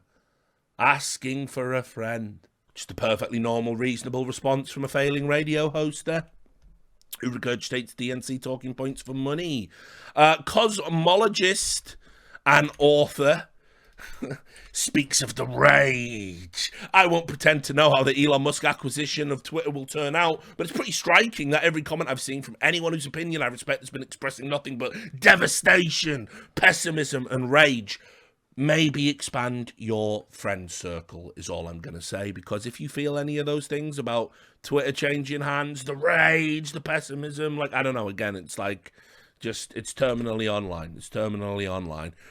I don't even know who Yvette Nicole Brown is. She's an actress, apparently, and she said, I completely abandoned the Facebook app after they helped elect the Orange Imp, and I will leave Twitter if Elon Musk takes over. Billionaire supervillains controlling social media is a bad look, and I won't participate. Now, listen, Yvette Nicole Brown is very, very, very well informed about the Twitter acquisition and just global politics in general. She was a big believer that Russia stole the election, remember, implying that America's elections are in any way tampered with by any entity, domestic or foreign. That's actually anti-democracy. But remember, for 4 or 5 years, we had to pretend Russia influenced the election for Trump to win. He does not sound okay. Is he okay? I mean, we're not if he and Russia steal another election, but is he okay? He sounds numbed. Okay, so there was that one. Then she piped up about the honking, if you remember that, the Canada trucker convoy. Well, hearing that the trucker caravan promoted by the alt-right, which is stopping commerce in the US, may be partially funded by Russia and organised at Facebook and Meta is the least surprising thing I've heard today. The Russians did the Canadian trucker protest, apparently. She also said that when Trump was in office, that Russia just ran the government. So, you can tell she has got a kind of high-level understanding about geopolitics that we really need to tap into. And I certainly hope she stays on the platform because she cracked the code. It turns out, you know why Elon Musk is buying Twitter, right? Russia, it was for Russia. How many Russian oligarchs are propping up this Elon Musk and Twitter bid right now, do you think? It sure would fix everything for Putin, Tang, and the rest of the complicit super rich if this platform was run by them. After the takeover, I wouldn't DM anymore if I were you. So there you go. By the way, of course, you will notice that that is now 4 occasions within which she has literally spread disinformation on the platform, and everybody claps and everybody loves it. It's the right kind of disinformation, isn't it? So that's all right. That's fine. Okay, on we go. There's more of this. There was an esports guy. Strong uptake for shit takes and hypocrisy from anyone in esports. Guys, there is a limited handful of people in esports that are mentally equipped to talk about geopolitics. I do consider myself one of them because I wrote about geopolitics for quite a while prior to esports, you see. It has been a great interest of mine. I don't just look at Twitter and go, this is the thing of the day, change my avatar appropriately. You see, I've got a bit more guile and a bit more wherewithal. See them books on the shelves? Probably about 75% of those books are about, like, geopolitics or politics or political history in some way. Incredible. It's almost as if, you read and learn and can remember more than 6 months at a time. You get to have an informed opinion about these things. However, there was, of course, an esports editor at Sports Business Journal, Jason Wilson, never heard of him, don't know who he is. If you're wondering why people are worried about Musk buying Twitter, I have one name for you: Donald Trump. Remember how bad things felt when Trump had his Twitter megaphone? I remember it being hilarious. I remember him tweeting about fucking Coca-Cola and how he'll keep drinking that garbage. I remember his outrageous boomer takes. I remember him literally threatening Iran, the whole of Iran, over Twitter with his ridiculous "don't talk to me or my son ever again" style lingo. I remember actually Twitter being a much, much more hilarious place when Donald Trump was allowed to tweet. What else? Oh, yes, I told you Sean King was going to put an appearance in. Now, for those who don't know who Sean King is, because I know not a lot of you have the deep lore, one of the things, back when I worked at The Bad publication, was there's a guy called Sean King, you see. Now, Sean King is a black rights activist, which, by the way, got no issue with that, right? There are a few problems. He's a liar. A lot of his co-workers and colleagues down the years have said money for good causes has disappeared on his watch or not been appropriately accounted for. And when people have tried to get him to account for it, he just disappears and vanishes. And there is the sort of minor problem of him essentially posing as a black man, which he isn't. And during the time at The Bad publication, we were able to acquire not only a birth certificate that put down his race as being white and the father as being white, we also got child pictures of him with red hair, which, as I'm sure most people know, black people aren't born with red hair. So, listen, we all call him Talcum X on the circuit. I'm amazed still to this day that everything I just told you hasn't been disqualifying. But, when you play for the right team, you just get millions of chances. It doesn't matter how much of a piece of shit you are. You just get millions and millions of chances. But he wasted no time whatsoever to have some of the worst takes of the day. What was the purchase all about? Was it about Elon Musk actually wanting to try and make Twitter better so we could have less divisive conversations and both sides would have an equal platform? Was it really about that? No. Sean King, he knows what it's really about. At its root, Elon Musk wanting to purchase Twitter is not about left versus right. It's about white power. Now, I want to say, if that is true, I think you're going to be all right, Sean. But it's not true.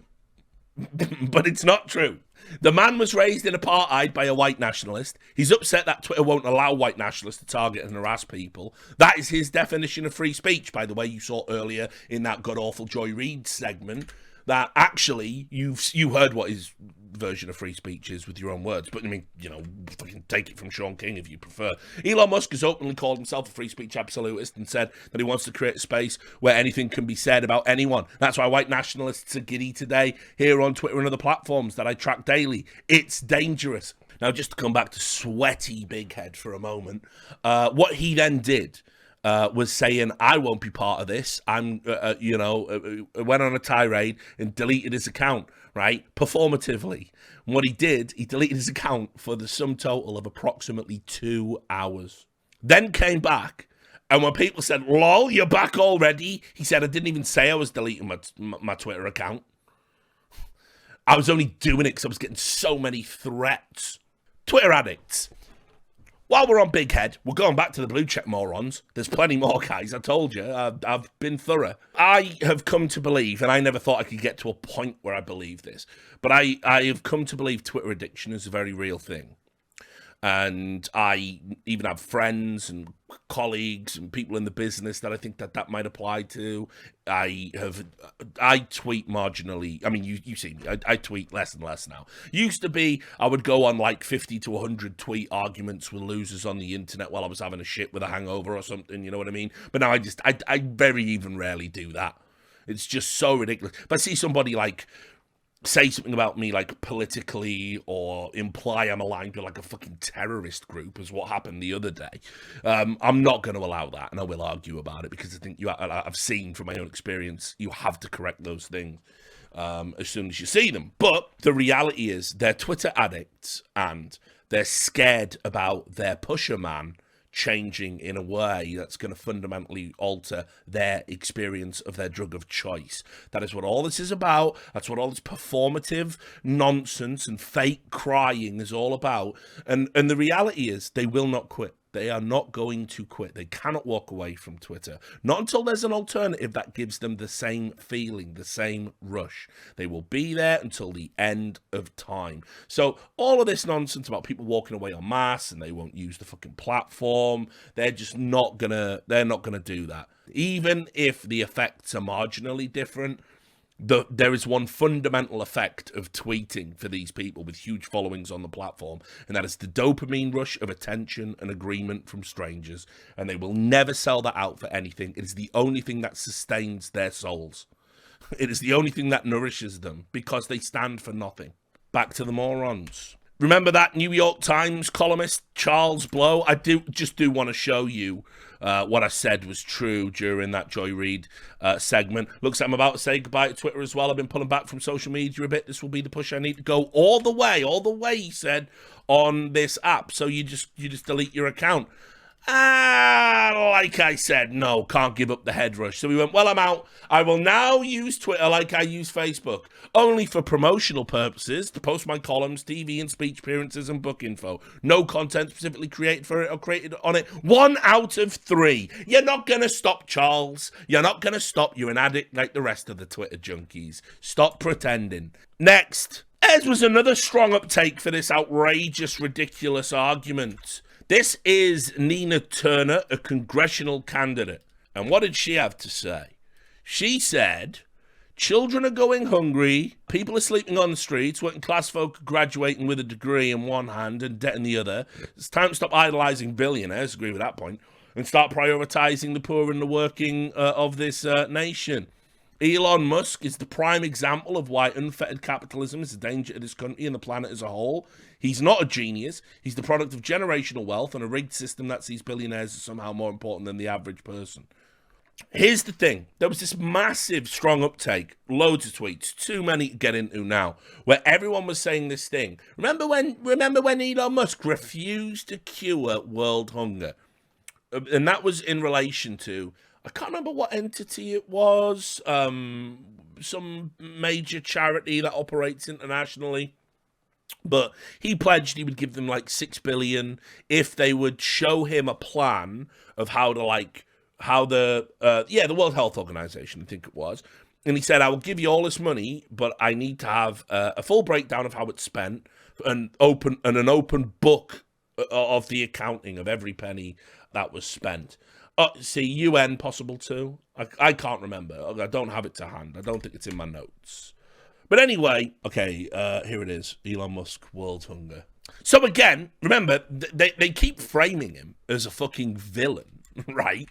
And it's not on him to cure world hunger. Like, I'm sorry, I hate to say it. I get he's a billionaire. I know we all don't like him, but there you go. UN, it was the UN. Tell him, here's that $6 billion plan to fight world hunger. Because a lot of people, there was a strong uptake for this, saying he didn't even give him the $6 billion. He said he would. But they gave him a plan, but the plan wasn't a complete breakdown of the spending, nor did it pledge to have open book accounting, which was a key component of his original pledge. So, and they all gloss over that. And I saw so many morons on Twitter saying Elon Musk could have ended world hunger. But he chose to buy Twitter. It's like, first of all, it's his money, innit? I don't like billionaires, obviously, but it is his money. I'm not like these crazy tankies who are advocating for fucking seizing the billionaires' assets and redistributing them. But also, first of all, the idea that $6 billion can end world hunger. Do you know how much money globally is spent on trying to solve hunger problems across third world nations? Which they don't even call third world nations anymore, you boomer. They're called developing nations or something, right? Do you know how much money is spent on that? $6 billion, it wouldn't even touch the fucking sides, right? And then also on top of that, Our governments give billions in foreign aid for the purposes of food programs all of the time. Ever think maybe that those massive defense budgets, you ever think we could like tip the scales? You don't think that? Joe Biden's just said he's going to rinse 33 billion, right, to help Ukraine, and that's all just going through the United States military-industrial complex. Just gone, 33 billion, and you're not angry about that? But you're angry about Elon Musk not spending his private citizen money on it to the tune of 6 billion. Okay, right, fine. I see how the game is played. Okay, yeah, it's all very fair. It's all very normal. No big deal. A CNN journalist tried to do a bit of sneaky side-eye by posting this on the day that it was bought. This is an old story. It's from Karen Finney of CNN, political commentator. This is an old story about a lawsuit that was ongoing where people alleged they'd encountered racism within the Tesla company. Black Tesla employees said there was a culture of racism. I was at my breaking point. Just randomly posting that on the same day. Musk buys the old Bluebird app. Now, look, listen, by the way, you know where I stand on this thing. I fucking loathe corporations. I loathe the way they fucking treat people. I loathe any form of sort of systemic cruelty to any marginalized group, from corporations. And that goes across the board, obviously. It's why I can feel very comfortable calling out Riot and Activision Blizzard and all these other fucking scumbag games companies that just treat their fucking staff terribly. But, at the end of the day, this is a little bit petulant and kind of weird. And it's out there, and we don't even know which way the lawsuit's going to go. So to post something like this to imply that Elon Musk himself might be racist, even though I don't even think he's specifically named in that lawsuit. Crazy. Just a crazy little petulant. And then, of course, more MSNBC. Why not? This is Chris Hayes, the incredible mind of MSNBC's. It's become pretty clear over the past few years that Musk, like Trump, again, Musk is Trump now. They needed a new Trump. I've been saying this for ages. First of all, they've been secretly hoping Trump was going to come back to the motherfucking platform because CNN need it. They need it like the deserts need the fucking rain. Without Trump, the CNN network is nothing. Their views are down something like 70%. Their fucking CNN Plus program just cratered. It didn't even last them. I've had meals that lasted longer than CNN Plus. And now, without a Trumpian figure, what can we do? Without somebody we can say is an authoritarian, fascist, racist, if we can't keep that grift going, what are we going to do? So pick and choose who it's going to be. They went with Tucker Carlson for a while, then it was Death Santis down in fucking Florida. Now maybe it'll be Musk, who knows? But eventually they're going to have to find one, and they're going to have to find one ahead of the midterms, is my read. There needs to be a galvanizing hate figure. Maybe they will just settle on Trump again. Anyway, become pretty clear over the past few years that Musk, like Trump, has one true gift perfectly suited for the age, getting attention. The Twitter acquisition makes a lot of sense. I love a good 180, a good contradiction. Obviously, I usually post my dunks, the 180 dunks, about esports. But, I'm a man of many tastes. This is Robert Reich back in 2021. Trump is suing Facebook, Twitter, and Google for violating his First Amendment rights by keeping them off their platforms. This was after he was banned for, inciting a very real coup that definitely happened. A coup where everyone turns up. Anyone bring any guns for this coup? Nah. No. Who's in charge? No one. Has anyone been charged with sedition by any law enforcement? Nah. It's a very real coup that very rarely happened. But anyway, someone should remind him that they're private companies to which the First Amendment doesn't apply. He's right. Private companies can do what they want, Professor Robert Reich from Berkeley. But then, on acquisition day, Musk and his apologists say if consumers don't like what he does with Twitter, they can go elsewhere. But where else can consumers go to post short messages that can reach millions of people other than Twitter? This free market increasingly reflects the demands of big money. I don't know, mate. I think, these First Amendment rights just don't apply here. And actually, I think it's all going to just be okay. Also, I think there is probably 17 other sizable social media companies. It's just everyone's fucking huffing the Bluebird, like full Breaking Bad, the baby blue. Right, what else have we got? Oh yeah, Burger Nips is back. He's another motherfucker from back in the day. You probably won't remember William Legate. William Legate was a guy who'd figured out how to use a bot to always be the top Trump reply guy. This is before the fucking Krasensteins got in on the same grift. Because basically, if you were the top reply to Trump, you did get loads of engagement. You would just have the top reply. You're bad, you're orange. And everyone, yeah, and 5 million followers later, right? So anyway, but because he was the Trump reply guy, he got some negative attention, and somebody found another social media account of his where he had shirtless pictures, and he had fucking these unbelievable... I've never seen nipples like them, guys. It's probably still out there on the internet somewhere if you want to go have a look. But they were like wheelie bin nips. They were just unreal. They were just like massive nips. I've just never seen anything like it in my life. And then because he was a skinny dude, they was big, flat nips, like crazy. Anyway, Burger Nips was back. I haven't seen him for years. Good on Burger Nips. He said, remember, this is the guy that was the proto-Trump reply guy, said content moderation is a lot more complex than building rockets. Building rockets is just science.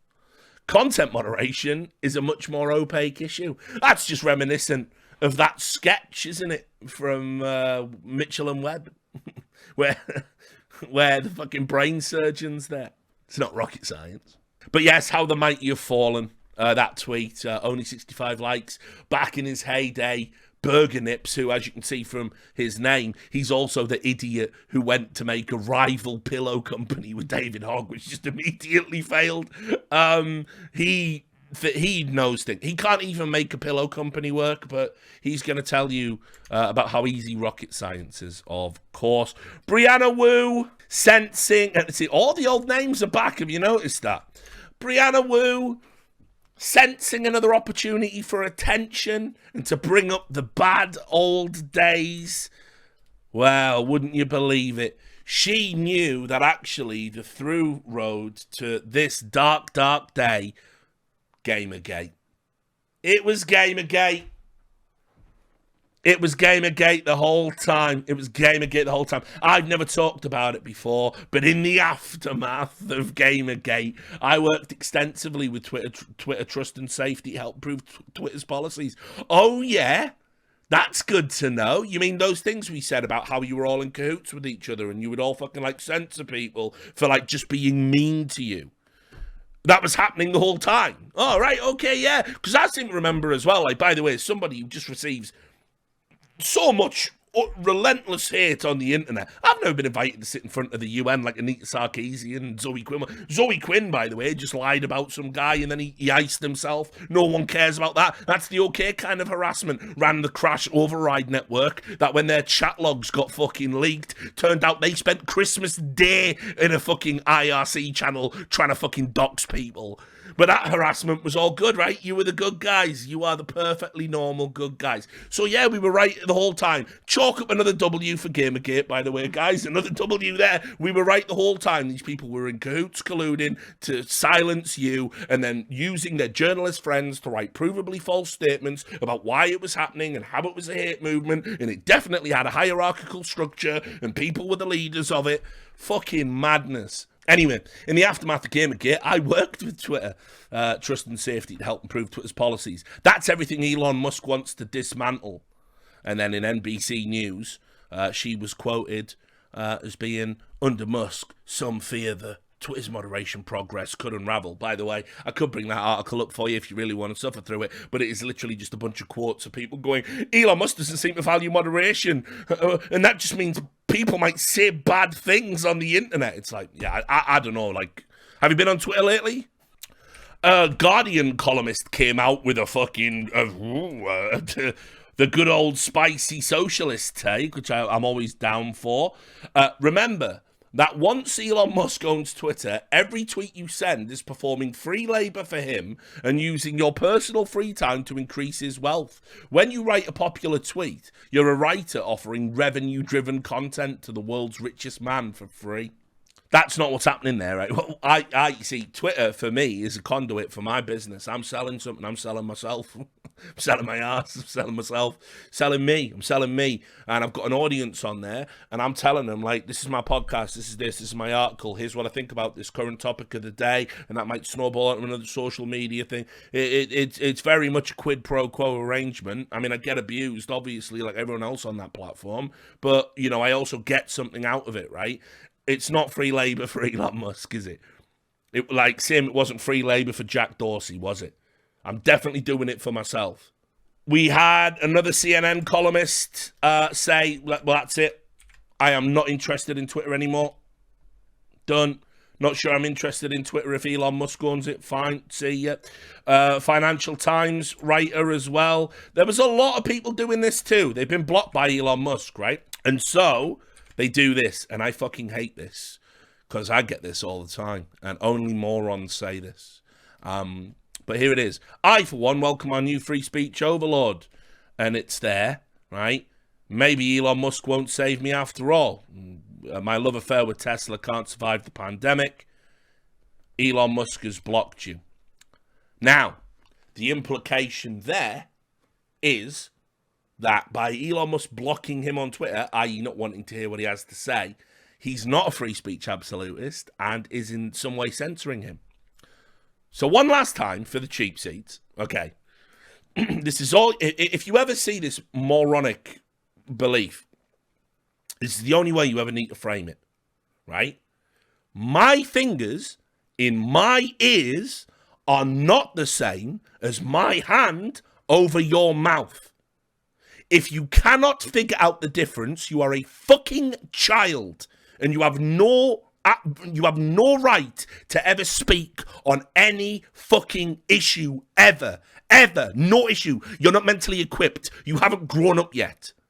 If you do not get the difference, shut the fuck up. Spoiler, you should voluntarily shut the fuck up because you look stupid. No one is making you do it. Instantly discount anyone's opinion on anything if they don't get the difference. Simple as that. They cannot be above 80 IQ. This was a weird one. Jeff Bezos, a man who bought the Washington Post to fuck with Trump, among other things, to fuck with Trump and gloss over Amazon's many transgressions. Hey, we're on an Amazon-owned platform. Ain't life cool? An Amazon-owned platform that, based on recent decisions, looks like they're fucking hemorrhaging cash, and there might be some changes soon. Let's see, might change ownership, or maybe loads of people are going to get departnered. Which way will it go? Gotta love Twitch. But anyway, these are just strange. Jeff Bezos, right, said, interesting question, right? Did the Chinese government just gain a bit of leverage over the town square? And this was brought up by Mike Forsyth, a.k.a. Peking Mike on Twitter, who writes about Chinese issues and stuff, Chinese business. Said Tesla's second biggest market in 2021 was China, after the US. China's battery makers are major suppliers for Tesla's EVs. After 2009, when China banned Twitter, the government there had almost no leverage over the platform. That may just have changed. And Bezos echoes that, right? Despite the fact that if anybody said to Bezos, you did the DNC gain leverage, did Amazon gain leverage over the Washington Post, he would absolutely say there's a complete separation of church and state. That would just be it. And then he said, my own answer to this question is probably not. The more likely outcome in this regard is complexity in China for Tesla rather than censorship at Twitter. But we'll see. Musk is extremely good at navigating this kind of complexity.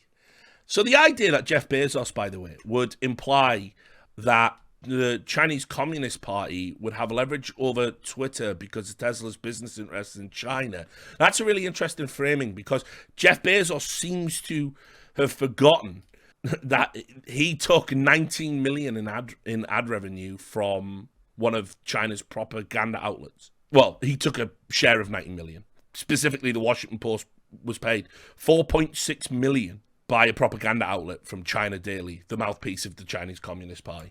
So did they gain leverage over you, homie? I don't know. Whatever. Now, Jack, the co-founder of the Bluebird app, and one of the guys who saw it turn into the hellscape that it's become today, he said, he tweeted the Radiohead song, Everything in Its Right Place, implying that it was a good thing. He said, and then he did a little tweet chain, which I'll read to you now. I love Twitter. Twitter is the closest thing we have to a global consciousness. As I said yesterday on a separate topic, that just terrifies me because that kind of is true. And it's awful. It is just a nightmare. The idea and service is all that matters to me, and I will do whatever it takes to protect both. Twitter as a company has always been my sole issue and my biggest regret. It has been owned by Wall Street and the ad model. Taking it back from Wall Street is the correct first step. Okay.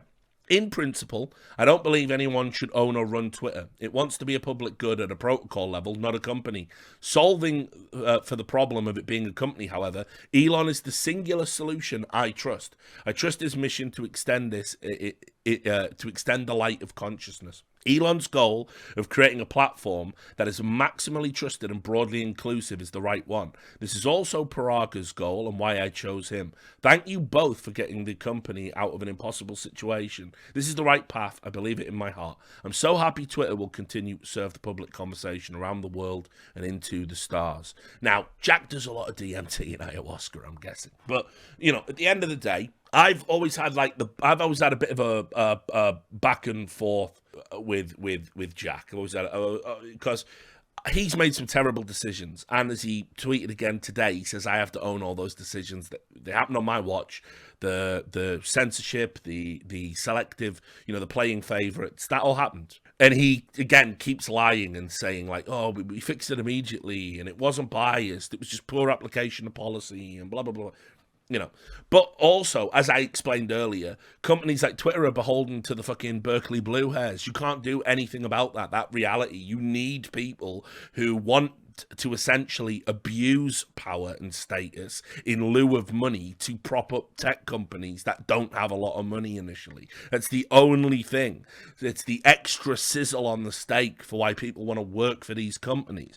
And so the fact he can't acknowledge that or recognize that, I don't believe he's an idiot. So I think he does know that and does recognize that on some level. I think he's been beholden to the maniacs, and I think he felt really uncomfortable with a lot of his decisions. When he was in those Congress hearings and having to say, no, we didn't do it, he looked so sort of sad and bored and miserable. It was very clear to me he was on the way out at that moment. Those congressional hearings with all the big tech oligarchs, it was clear to me Jack Dorsey was the one who actually wanted to get away from it all and go and work in crypto or whatever he thinks is cool as a technologist. And in that sense, I kind of like him compared to the others. I much prefer him to like the YouTube and Alphabet Incorporated executive body. But he's still got a long way to go in terms of just understanding the collective heinousness he unleashed with his policy. But he earned some stripes for me because he fucking called out CNN. CNN said something about Tucker Carlson and look how bad his news is. And Jack just replied like Brian Stelter, oh yeah, and all you guys spread his hope, right? And all the lefties went after him because remember, you must pay fealty to the DNC and all their mouthpieces in totality. So I'd like to pick his brains one day. It'll never happen, but he's somebody I feel hasn't been totally corrupted by the machine. Who else have we got? Right. This was Elon Musk's reaction to the furor, the absolute monster. He said, I hope that my worst critics remain on Twitter. This is the guy, by the way, that all the media was speculating was going to turn it into a fascist dystopian hellhole, doxing everyone. It's not safe, LGBTQ community. He's a white supremacist. He just said, I want everyone to stay because that's what free speech means. Horrible. Absolutely horrible. Kotaku hated it, of course. Elon Musk buying Twitter sucks, but marginalized game developers aren't leaving. All right. You can see here, they said, the Tesla CEO is a polarizing figure who often becomes even more controversial when he tweets. Some of his greatest hits include threatening to pull stock options from Tesla employees if they voted to unionize. Very bad. Don't approve. Being investigated by the Securities and Exchange Commission for making a 420 tweet. Really stupid, kind of cringe. Falsely accusing the cave rescue of being a pedophile. Absolutely outrageous and unconscionable. And downplaying the severity of the coronavirus. And so I looked at the tweet that's there. And what he said was that there was some reporting around coronavirus where he said people were dying with it, not of it, but the numbers were getting pumped up by that, which, by the way, that was something that would get you banned off Twitter for saying. Elon Musk obviously was an exception. But what ended up happening retroactively after that, as we started to get a handle on the pandemic, turns out he's actually right. It's a mainstream opinion now. It was on the BBC. I'm not saying he didn't downplay it in other ways, but he wasn't wrong about that one. You can see here, I'm just reading, this is the BBC. This is the BBC science reporter on their official coronavirus pandemic thing. They said COVID deaths are rising sharply in the UK, but an increasing proportion of these are due to something else. People die with COVID rather than from it.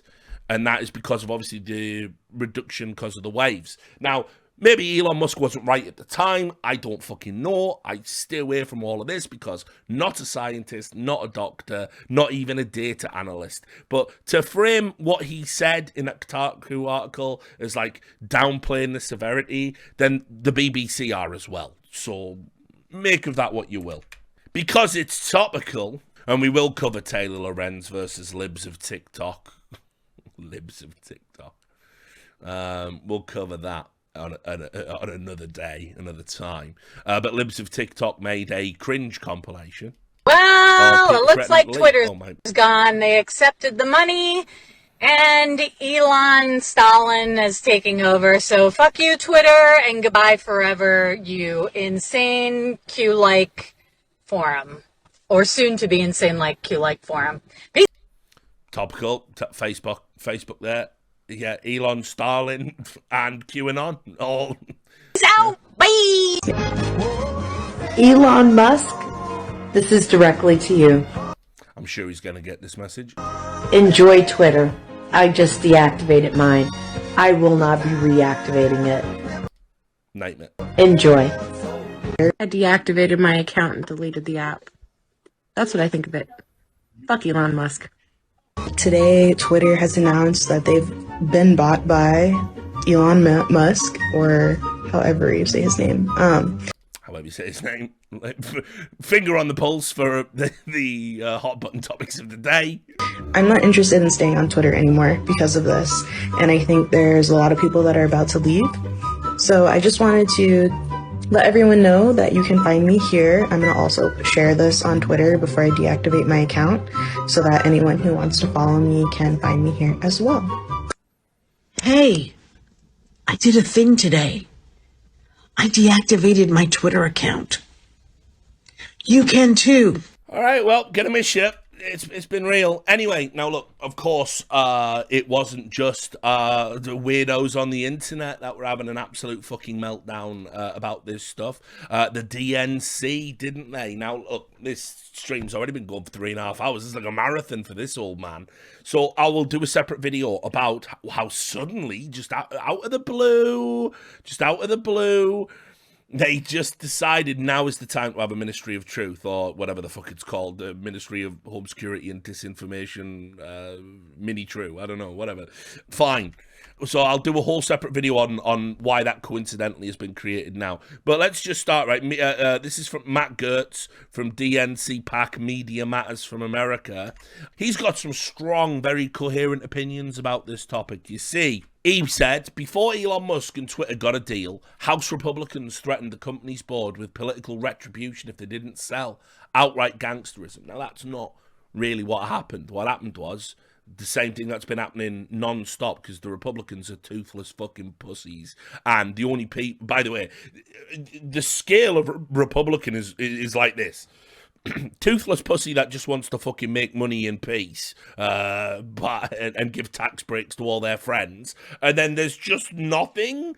And then it's like that Lauren Bobbitt and that Marjorie woman who are just mental. Like, it just gets you, like, there's a middle ground where you could be like, you could speak to people's interests and like be a successful, functional political party. It doesn't have to be like that, but it is like that. That's like literally where it is. But anyway, outright gangsterism, that wasn't what happened. They basically said, we will look at the 230 thing again. We'll look at the Section 230 protections. We're going to have to look at you keep censoring voices. That Biden laptop story's not going away. It's been verified by the New York Times now. We're certainly going to have a look at Twitter's role in this. That's what happened. That's what actually happened. But anyway, what I find interesting is that the same guy didn't call it outright gangsterism when Elizabeth Warren said she wanted to fuck with Facebook. It was 2 years ago. I really thought we needed to break up Facebook. Today, I really think we need to break up Facebook. That was retweeted and approved and loved by the same Matt Gertz. Now, actually, Elizabeth Warren, she definitely had to pipe up about this acquisition, between having super cool casual beers with a very interested husband. I am normal. I am drinking beer. She said, and you're going to hear this phrase a lot over the next week. Get used to it. What's that, Elizabeth? This deal is dangerous for our democracy. Like, seriously, there's going to be, somewhere along the line, there is going to be a YouTube video, a montage of just US media outlets, once they get their talking sheet from the DNC. This is going to be dangerous for democracy, dangerous for democracy, dangerous for democracy, dangerous for democracy, dangerous for democracy. It's a danger for our democracy. It's a danger for our democracy. Yeah.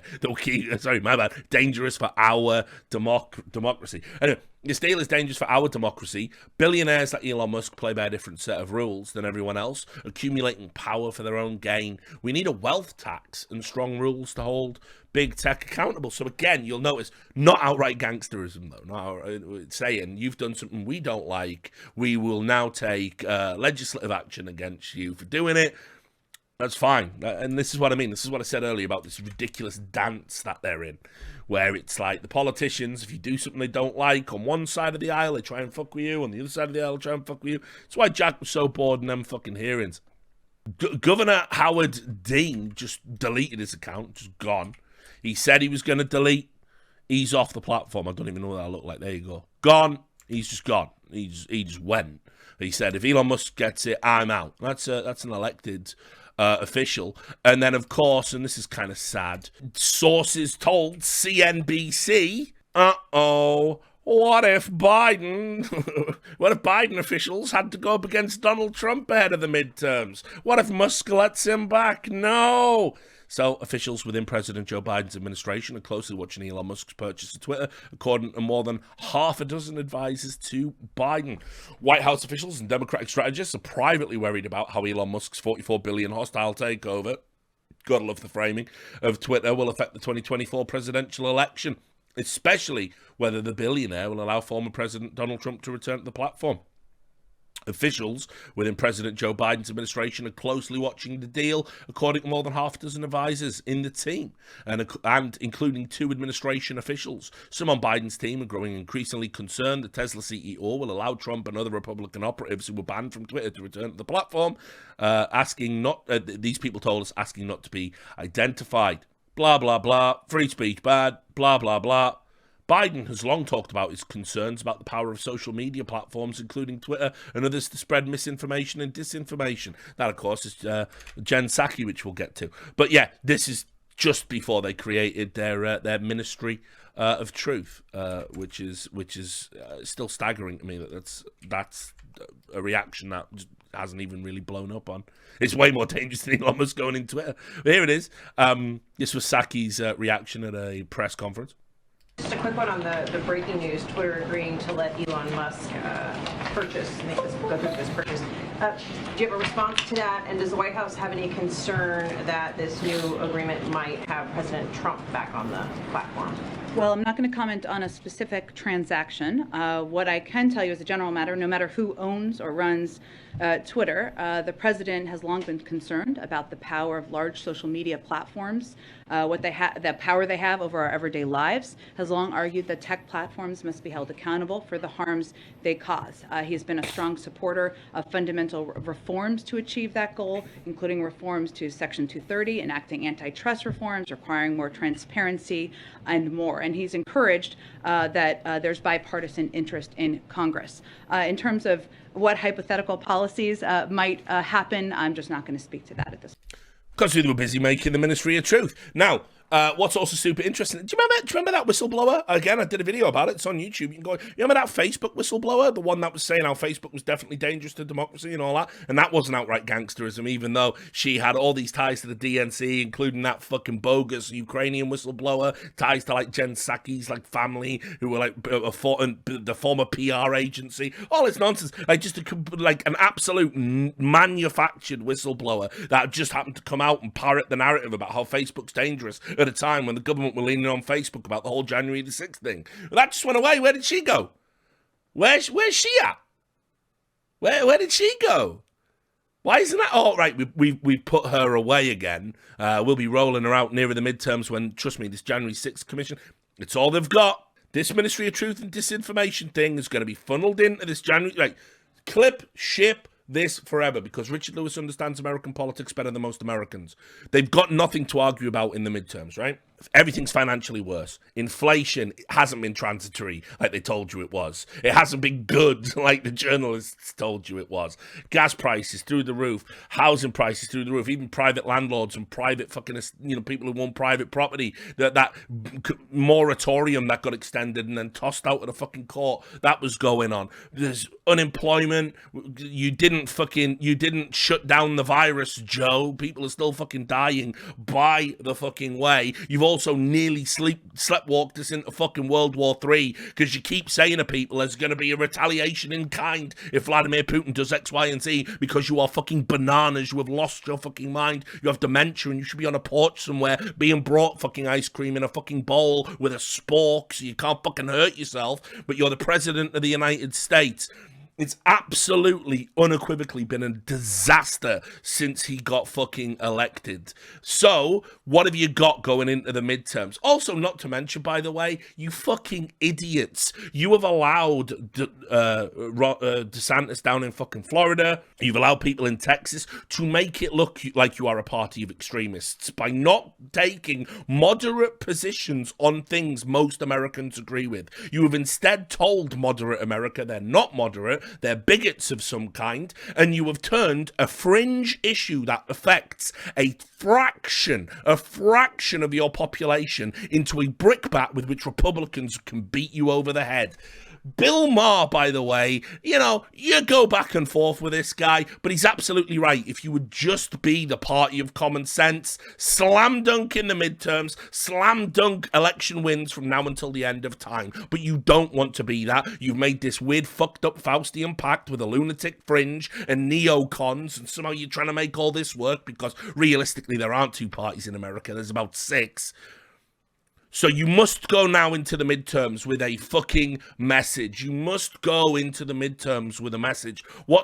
How can you frame any of this positively? You can't. You keep telling the average American they're scum, they're bigots, they're bad. You are going to have to get off this because it didn't work in 2016. It's certainly not going to work in midterms in 2022. And there is a lot up for fucking grabs. If you truly believe you're the good guys, you're going to have to start framing your message that way. So what they're going to do? Boom. We're the good guys. January 6th was a coup attempt. Social media platforms enabled that coup attempt. They're going to fucking strong-arm all of those platforms, fold it all into the January 6th commission. You're going to have Chuck Schumer with his crocodile tears coming out, talking about how January 6th was as bad as 9/11 again. Get used to hearing that fucking phrase before November. And you are going to tell Americans that if they vote for Republicans, they are voting for another fascist, hostile takeover. And that might be enough for you to fucking cling on to what you already have, because that does work. Because the average American is stupid and can't see the fascists when they wear blue ties. All of that, by the way, coming to you in November. I will be proven right, as I have been right time and time and time again on this god-forsaken American political landscape. Couple of little stragglers, a couple of little bits and pieces to just finish off this bumper episode of, I don't even know what the fuck I would call this, but it's kind of been a show. It's kind of almost been like a super long podcast. I told you, right, remember that you would need to recall that headline when Vijaya Gadde was crying in that meeting And here we go. So that story was written by Politico. Politico put it out there. It was doing the rounds. It was getting retweets. Elon Musk, now with the deal rubber stamped, but not fully signed. The ink isn't dry. There's still a few things that could happen. We might get into that on this stream. But anyway, Vijaya Gadde, the top censorship advocate of Twitter, who famously gaslit the world on Joe Rogan's podcast and censored the Hunter Biden laptop story, is very upset. And Elon Musk said suspending the Twitter account of a major news organization for publishing a truthful news story was obviously incredibly inappropriate. He has already made his first statements without even officially having took over the company. And the problem with that is, well, you know what that is? That is harassment. It's nasty harassment. Nasty, nasty harassment. And so that's the angle that they went with. You have here, this is a correspondent for the Financial Times. How dare he criticize? By the way, she made like $70 million off this deal. She's a multi-millionaire, a very powerful woman. But here it is. Moments after Elon Musk publicly criticized the work of Twitter policy executive Vijaya, her mentions full of hateful tweets. This is how he plans to run the company. Now, by the way, he's not running the company at this moment in time. He certainly didn't write the original story on Politico. He's certainly not responsible for the hateful tweets that are coming her way. And by the way, you can just still delete the hateful tweets and deplatform the people that made them. Problem fucking solved as far as I see. Talk about a storm in a teacup. But again, it's part of this fucked up framing where what they're trying to make you believe is that if Elon Musk takes over, it's going to turn into Gab, it's going to turn into 8chan or something fucking crazy. This is a US senator from Massachusetts who came out, and again, the DNC, this is the full court press coming at you.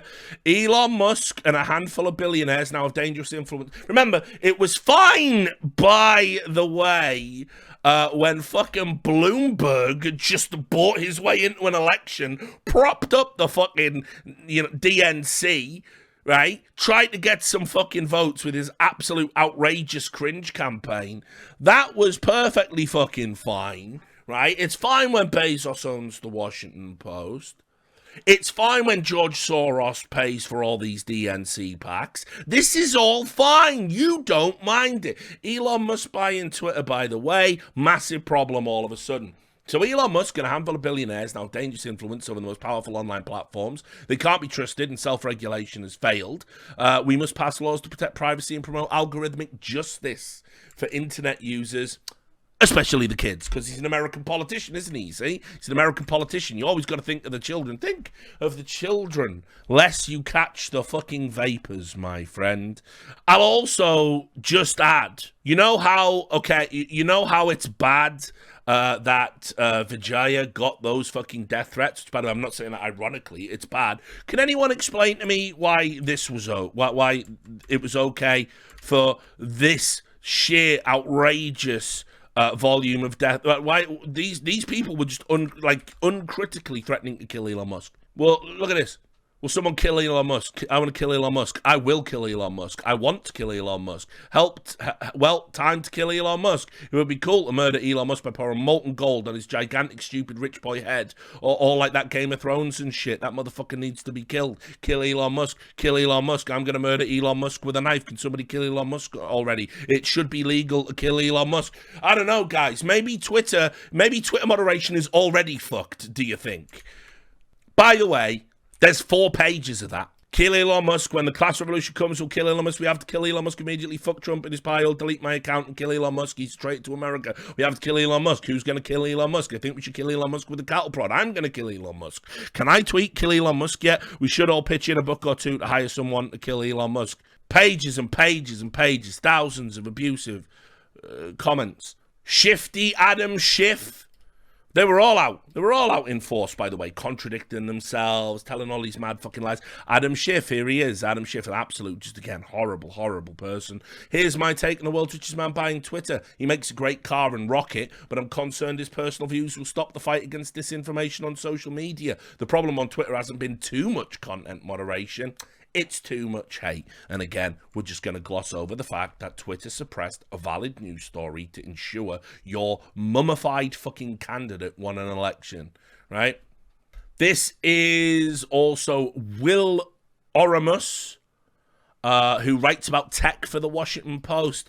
He's so bad, this Elon Musk, actively like tweeting and interacting with people, something Jack Dorsey used to do on the regular, and I remember it being a very good thing, regardless of his personal opinions, but whatever. Elon Musk has now publicly agreed with and amplified criticisms from the right of 2 individual Twitter employees today, one accusing its top policy executive of censorship, right, which, by the way, not what happened. You can tell they're a journalist, and the other accusing a company lawyer of facilitating fraud. Let's take a look at the tweets. That was the inappropriate one that I just read you earlier. Oh my me, that's not what you said. And Twitter lawyer Jim Baker, when a general counsel of the FBI personally arranged a meeting between the FBI and Michael Sussman. In this meeting, Sussman presented fabricated evidence in the Alpha Bank matter. Elon Musk, this is who is inside Twitter. He facilitated fraud. And he just said, sounds pretty bad. So you mean Elon Musk didn't say that? Right? Okay, good. Imagine getting up and going to work in the morning for a company whose new owner is systematically attacking your colleagues for his 84 million followers in public on the site you work for and knowing you might be next. This is the worst case scenario. Ben Collins, senior reporter at NBC News. He did a story. It shook me to my motherfucking core. And I am starting to be fearful for Twitter and its future as a result of it. It's not often you see hard-hitting journalism like this. On the day Elon Musk announced his Twitter takeover, 200,000 Katy Perry followers deactivated. But Marjorie Taylor Greene gained 90,000 followers. Twitter confirmed to us it wasn't bots. Apolitical users fled, right-wing users joined. No. Now, by the way, if you follow Marjorie Taylor Greene, you're for anything other than amusement, you're a fucking nutcase, probably, just like she is. But, you know, Katy Perry losing 200,000 followers because, society's crumbling. Then, of course, Erin Rupar, just proving my earlier point, had to have a lie about the whole thing. Speaks volumes that Twitter's incoming owner is comparing Trump's Twitter ripoff favorably with Twitter because Twitter fact-check stuff like Trump suggested people should drink bleach.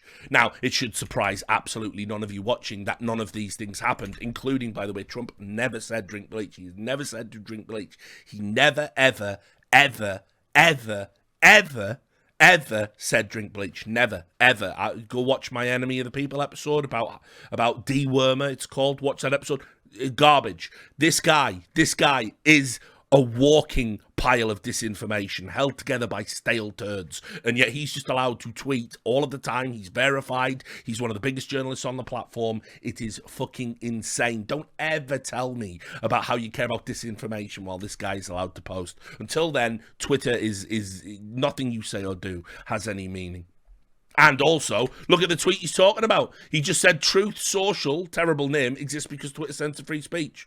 So he didn't compare Twitter favorably in any way, shape, or form. He can't even fucking not lie about the thing that is in front of him. This fucking soy-faced goon.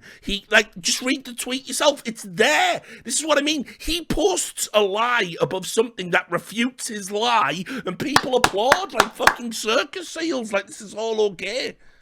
It's ridiculous. Kevin Roos, the guy that helped cause the adpocalypse, said, Elon Musk said, he reiterated the point you saw earlier on his TED Talk, by free speech is simply mean that which matches the law. I'm against censorship that goes far beyond the law. If people want less free speech, they will ask government to pass laws to that effect. Therefore, going beyond the law is contrary to the will of the people. That's it. Fine, right? Fun fact. A website called 8chan tried this exact we only censor illegal speech approach just a few years. It worked out great. I'm being told it did not work out great. And then they said the creator of 8chan actually said it was full of extremists who share violent rhetoric and the site should be shut down. So he is now saying that Twitter is going to turn into 8chan, this little hysterical Puritan. The reason, by the way, I have to jump through an additional 20 fucking hoops just to fucking get a video monetized. This guy, and yeah, we should be listening to this pearl clutching cunt for real. Yeah. wouldn't be terrible liberal takes without Cenk. What happened to the guy who said he would legalize fucking horse porn? Whatever happened to that guy?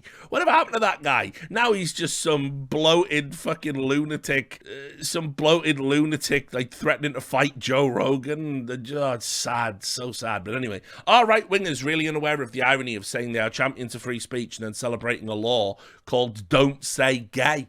The law they cheer on the most is literally the most against free speech. Irony wept, for there were no more worlds left to come. I don't even know where you're going there, Cenk. I don't even know where you're going there, because honestly, listen, you should know the contents of that bill. Whatever, fine, have your moment. I guess it's a dunk. Hard to believe it's real. There was also a repetition of the earlier point made by that Nobody Guardian columnist, but this time by a much more kind of authoritative voice in the space. Ezra Klein, on some level, everyone here is providing free labor for Twitter.com. It's weird. But now we're going to be providing free labor for Elon Musk, and Musk will be making clear his contempt for the views of a lot of people creating this content on his platform. Do they stay? How does a viral tweet or a flourishing following feel if it's to the greater glory and profits and influence of Elon? Why is it so bad for him, but it was fine for Jack, also an incredibly affluent man? I don't understand. I don't understand. Why is he the worst billionaire? Why are we saying, if I make money for Jeff Bezos, fine. I've never seen Ezra Klein make this take about like Twitch, for example. So on Twitch, if you want to get the full value out of Twitch, you sort of sign up to Amazon Prime, right? And then you can give a Twitch sub to a follower you like, of which Twitch takes some money back from that. But it gives the illusion of value to an additional component to the Prime deal. They run ads on this platform. They run ads over my content without my will now. That's the thing. If you turn on my stream, you probably got hit with a pre-roll. I am being told... Everyone on the platform is being incentivized to run more ads. You're meant to run, if you run 2 minutes of ads every hour, you get an additional $100 right now. They're so desperate to do these ad sales because nobody runs ads, because you don't want to interrupt your stream and break up your flow. Never seen him ever have a take about how I am actually doing labor. How Hassan, there you go, the most popular streamer on the platform, the most popular lefty streamer on the platform, he's doing labor for Jeff Bezos by this definition. Where's your take? Where's your opinion? No, because Jeff Bezos, good billionaire. Elon Musk, bad billionaire. It's so stupid. So fucking moronic. Oh, wait. Yeah, here we go. Theo Madakis made a cartoon for the Toronto Star, just to let you know where the level of discourse was at. And there it is. Hate. Outrage. I mean, this makes Ben Garrison look fucking sophisticated, doesn't it? Hey, outrage, lies. Seriously, how much worse can it get? One last thing.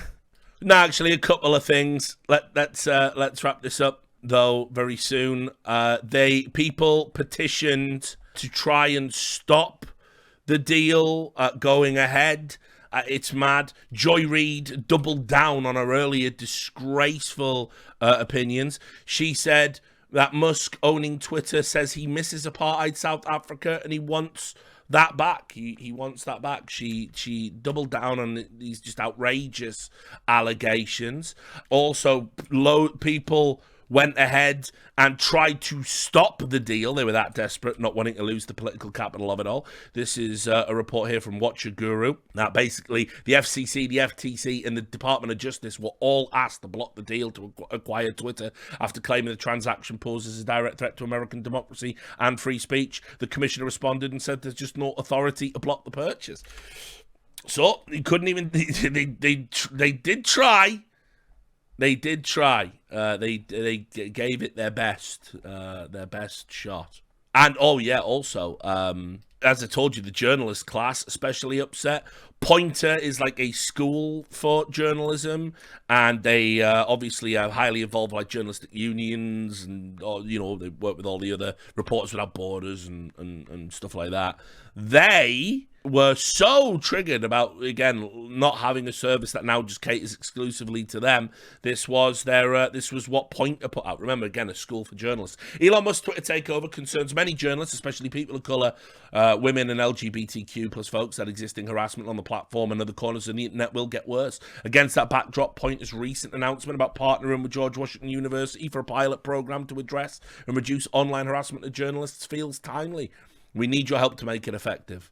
So they started offering people in the business to get in so they could stand up for all those, harass journalists. That's definitely really going to happen on Elon Musk's platform, despite it having not happened to any great degree prior to that. Right, there it is. I think, yeah, we'll leave the rest.